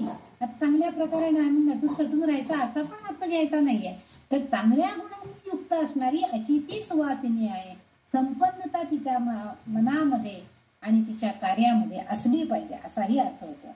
येथे तर शिव आणि शक्ती हे एकरूप असलेले आहेत आणि ललितांबिका केवळ शुभ आणि शिष्टाचार युक्त पोशाख धारण करणारी नसून सर्व चांगल्या गुणांचे मूर्त स्वरूप आहे. कारण शिव आणि ललितांबिका म्हणजे शक्ती या दोघांच्या जर स्वरूपाकडे बघितलं तर हा शंकर जो आहे तो वस्त्र परिधानच विशेष करत नाही. चांगले वस्त्र परिधान केलेली अशी शिवाची मूर्ती फार क्वचित आजकाल बघायला मिळते. नाही तर पूर्वीच्या काळातल्या ज्या शिवांच्या मूर्ती किंवा जे फोटो आहेत त्याच्यामध्ये शिवाच्या अंगावर कोणतंही चांगलं वस्त्र नाहीये. जे तो जरी चांगलं वस्त्र परिधान केलेला नसला तरी सुद्धा ललितांबिकेचं रूप बघताना मात्र पण तिने सुंदर वेश परिधान केलेला आहे आणि त्या पोशाखाबरोबरच तिने शिष्टाचारयुक्त असं तिचं वागणं आहे आणि सर्व चांगल्या गुणांचं मूर्त स्वरूप म्हणजे ही ललितांबिका आहे. म्हणूनच वाग्देवी तिला सुवासिनी असं म्हणताय. पुढच्या श्लोकांमध्ये स्वसैन्यार्चन प्रीता असा उल्लेख पण आहे. पुढच्या एका श्लोकामध्ये आहे, आपल्याला ते अभ्यासायचं आहे. पण जिथं त्यांनी खूपच सुंदर तिचं वर्णन आपल्याला करून दिलेलं आहे की ती सुवासिनी आहे म्हणजे सुंदर वेशभूषेनं सजलेली सौभाग्यवती स्त्री म्हणजे सुवासिनी असा अर्थ आहे. आणि इथं चांगल्या गुणांनी युक्त, पोशाख चांगला नसावा तर गुणही चांगले आपल्या मनामध्ये असावे. सगळ्या आपल्या कुटुंबाची जबाबदारी आपल्या बरोबर आहे, त्यामुळे त्यांचंही कल्याण त्यांच्याही मर्यादेमध्ये शिष्टाचारामध्ये आपलं वागणं असावं. आपण तेवढ्याच चांगल्या भावनेनं सगळ्यांच्या प्रती प्रेम माया असं दाखवायला पाहिजे. आणि हे सगळं असणारी स्त्री म्हणजे सुवासिनी आणि हे सगळे गुण ललितांबिकेकडे आहेत म्हणून तिला त्या वाग्देवी सुवासिनी या नावानं उल्लेख करताना दिसतात. कारण आता पुढच्या 178व्या श्लोकामध्ये आपल्याला पुढे स्वसैन्यार्चन प्रीता असं म्हटलेलं आहे. त्याचा आपण पुढच्या श्लोकामध्ये अभ्यास करणारच आहोत. तर आज आपण थांबणार आहोत आणि या भगवती देवीच्या चरणी जे काय मला त्या शब्दांचे अर्थ कळले ते मी सांगण्याचा माझ्या अल्पबुद्धीनं प्रयत्न केलाय. ते सगळं त्या भगवती मातेच्या चरणी अर्पण. तिनेच अशीच चांगली बुद्धी सगळ्यांना देवो, मला तर सगळ्यात आधी देवो. मी तुम्हाला चांगलं सांगू शकते म्हणून त्याच्याकडे मी तेच मागणं करते. सगळ्यांना चांगली बुद्धी सगळ्यात आधी मला दे असं नेहमी मी म्हणत असते. ती का आपल्याला आली चांगली बुद्धी तर आपण इतरांशी वागताना सुद्धा चांगल्या सुमार्गानं सुविचारानं आणि सत्कृतीनं आपण सगळे कार्य करत राहू. आणि तीच तिच्या चरणी माझी प्रार्थना आहे. आज आपण इथं थांबूया. बरेच दिवसांनी आज आपण ललितांबिकेच्या गुणांचं वर्णन केलेलं आहे. आता थोडेच श्लोक राहिले, थोडंच राहिले म्हटल्यावर जरा जास्त मला सुद्धा असं हे व्हायला लागले की आता संपणार. कारण आता आपण 177 श्लोक संपवलेले आहेत. म्हणजे 78, 79, 80, 81, 82 5 श्लोक आता आपले राहिलेले आहेत. शेवटचे 2 श्लोक तर काय तिचे नावच आहेत नुसते. पण अशा तऱ्हेनं आपण आतापर्यंत या ललितांबिकेचं वर्णन, तिचे गुण, संपन्नता, तिचं सामर्थ्य या सगळ्याची माहिती करून घेतलेली आहे. आपल्याला तिची थोडी तरी ते गुण आपल्यामध्ये यावे हीच तिच्या चरणी प्रार्थना करूया आणि आधीच थांबूया. जय जगदंब, जय भगवती.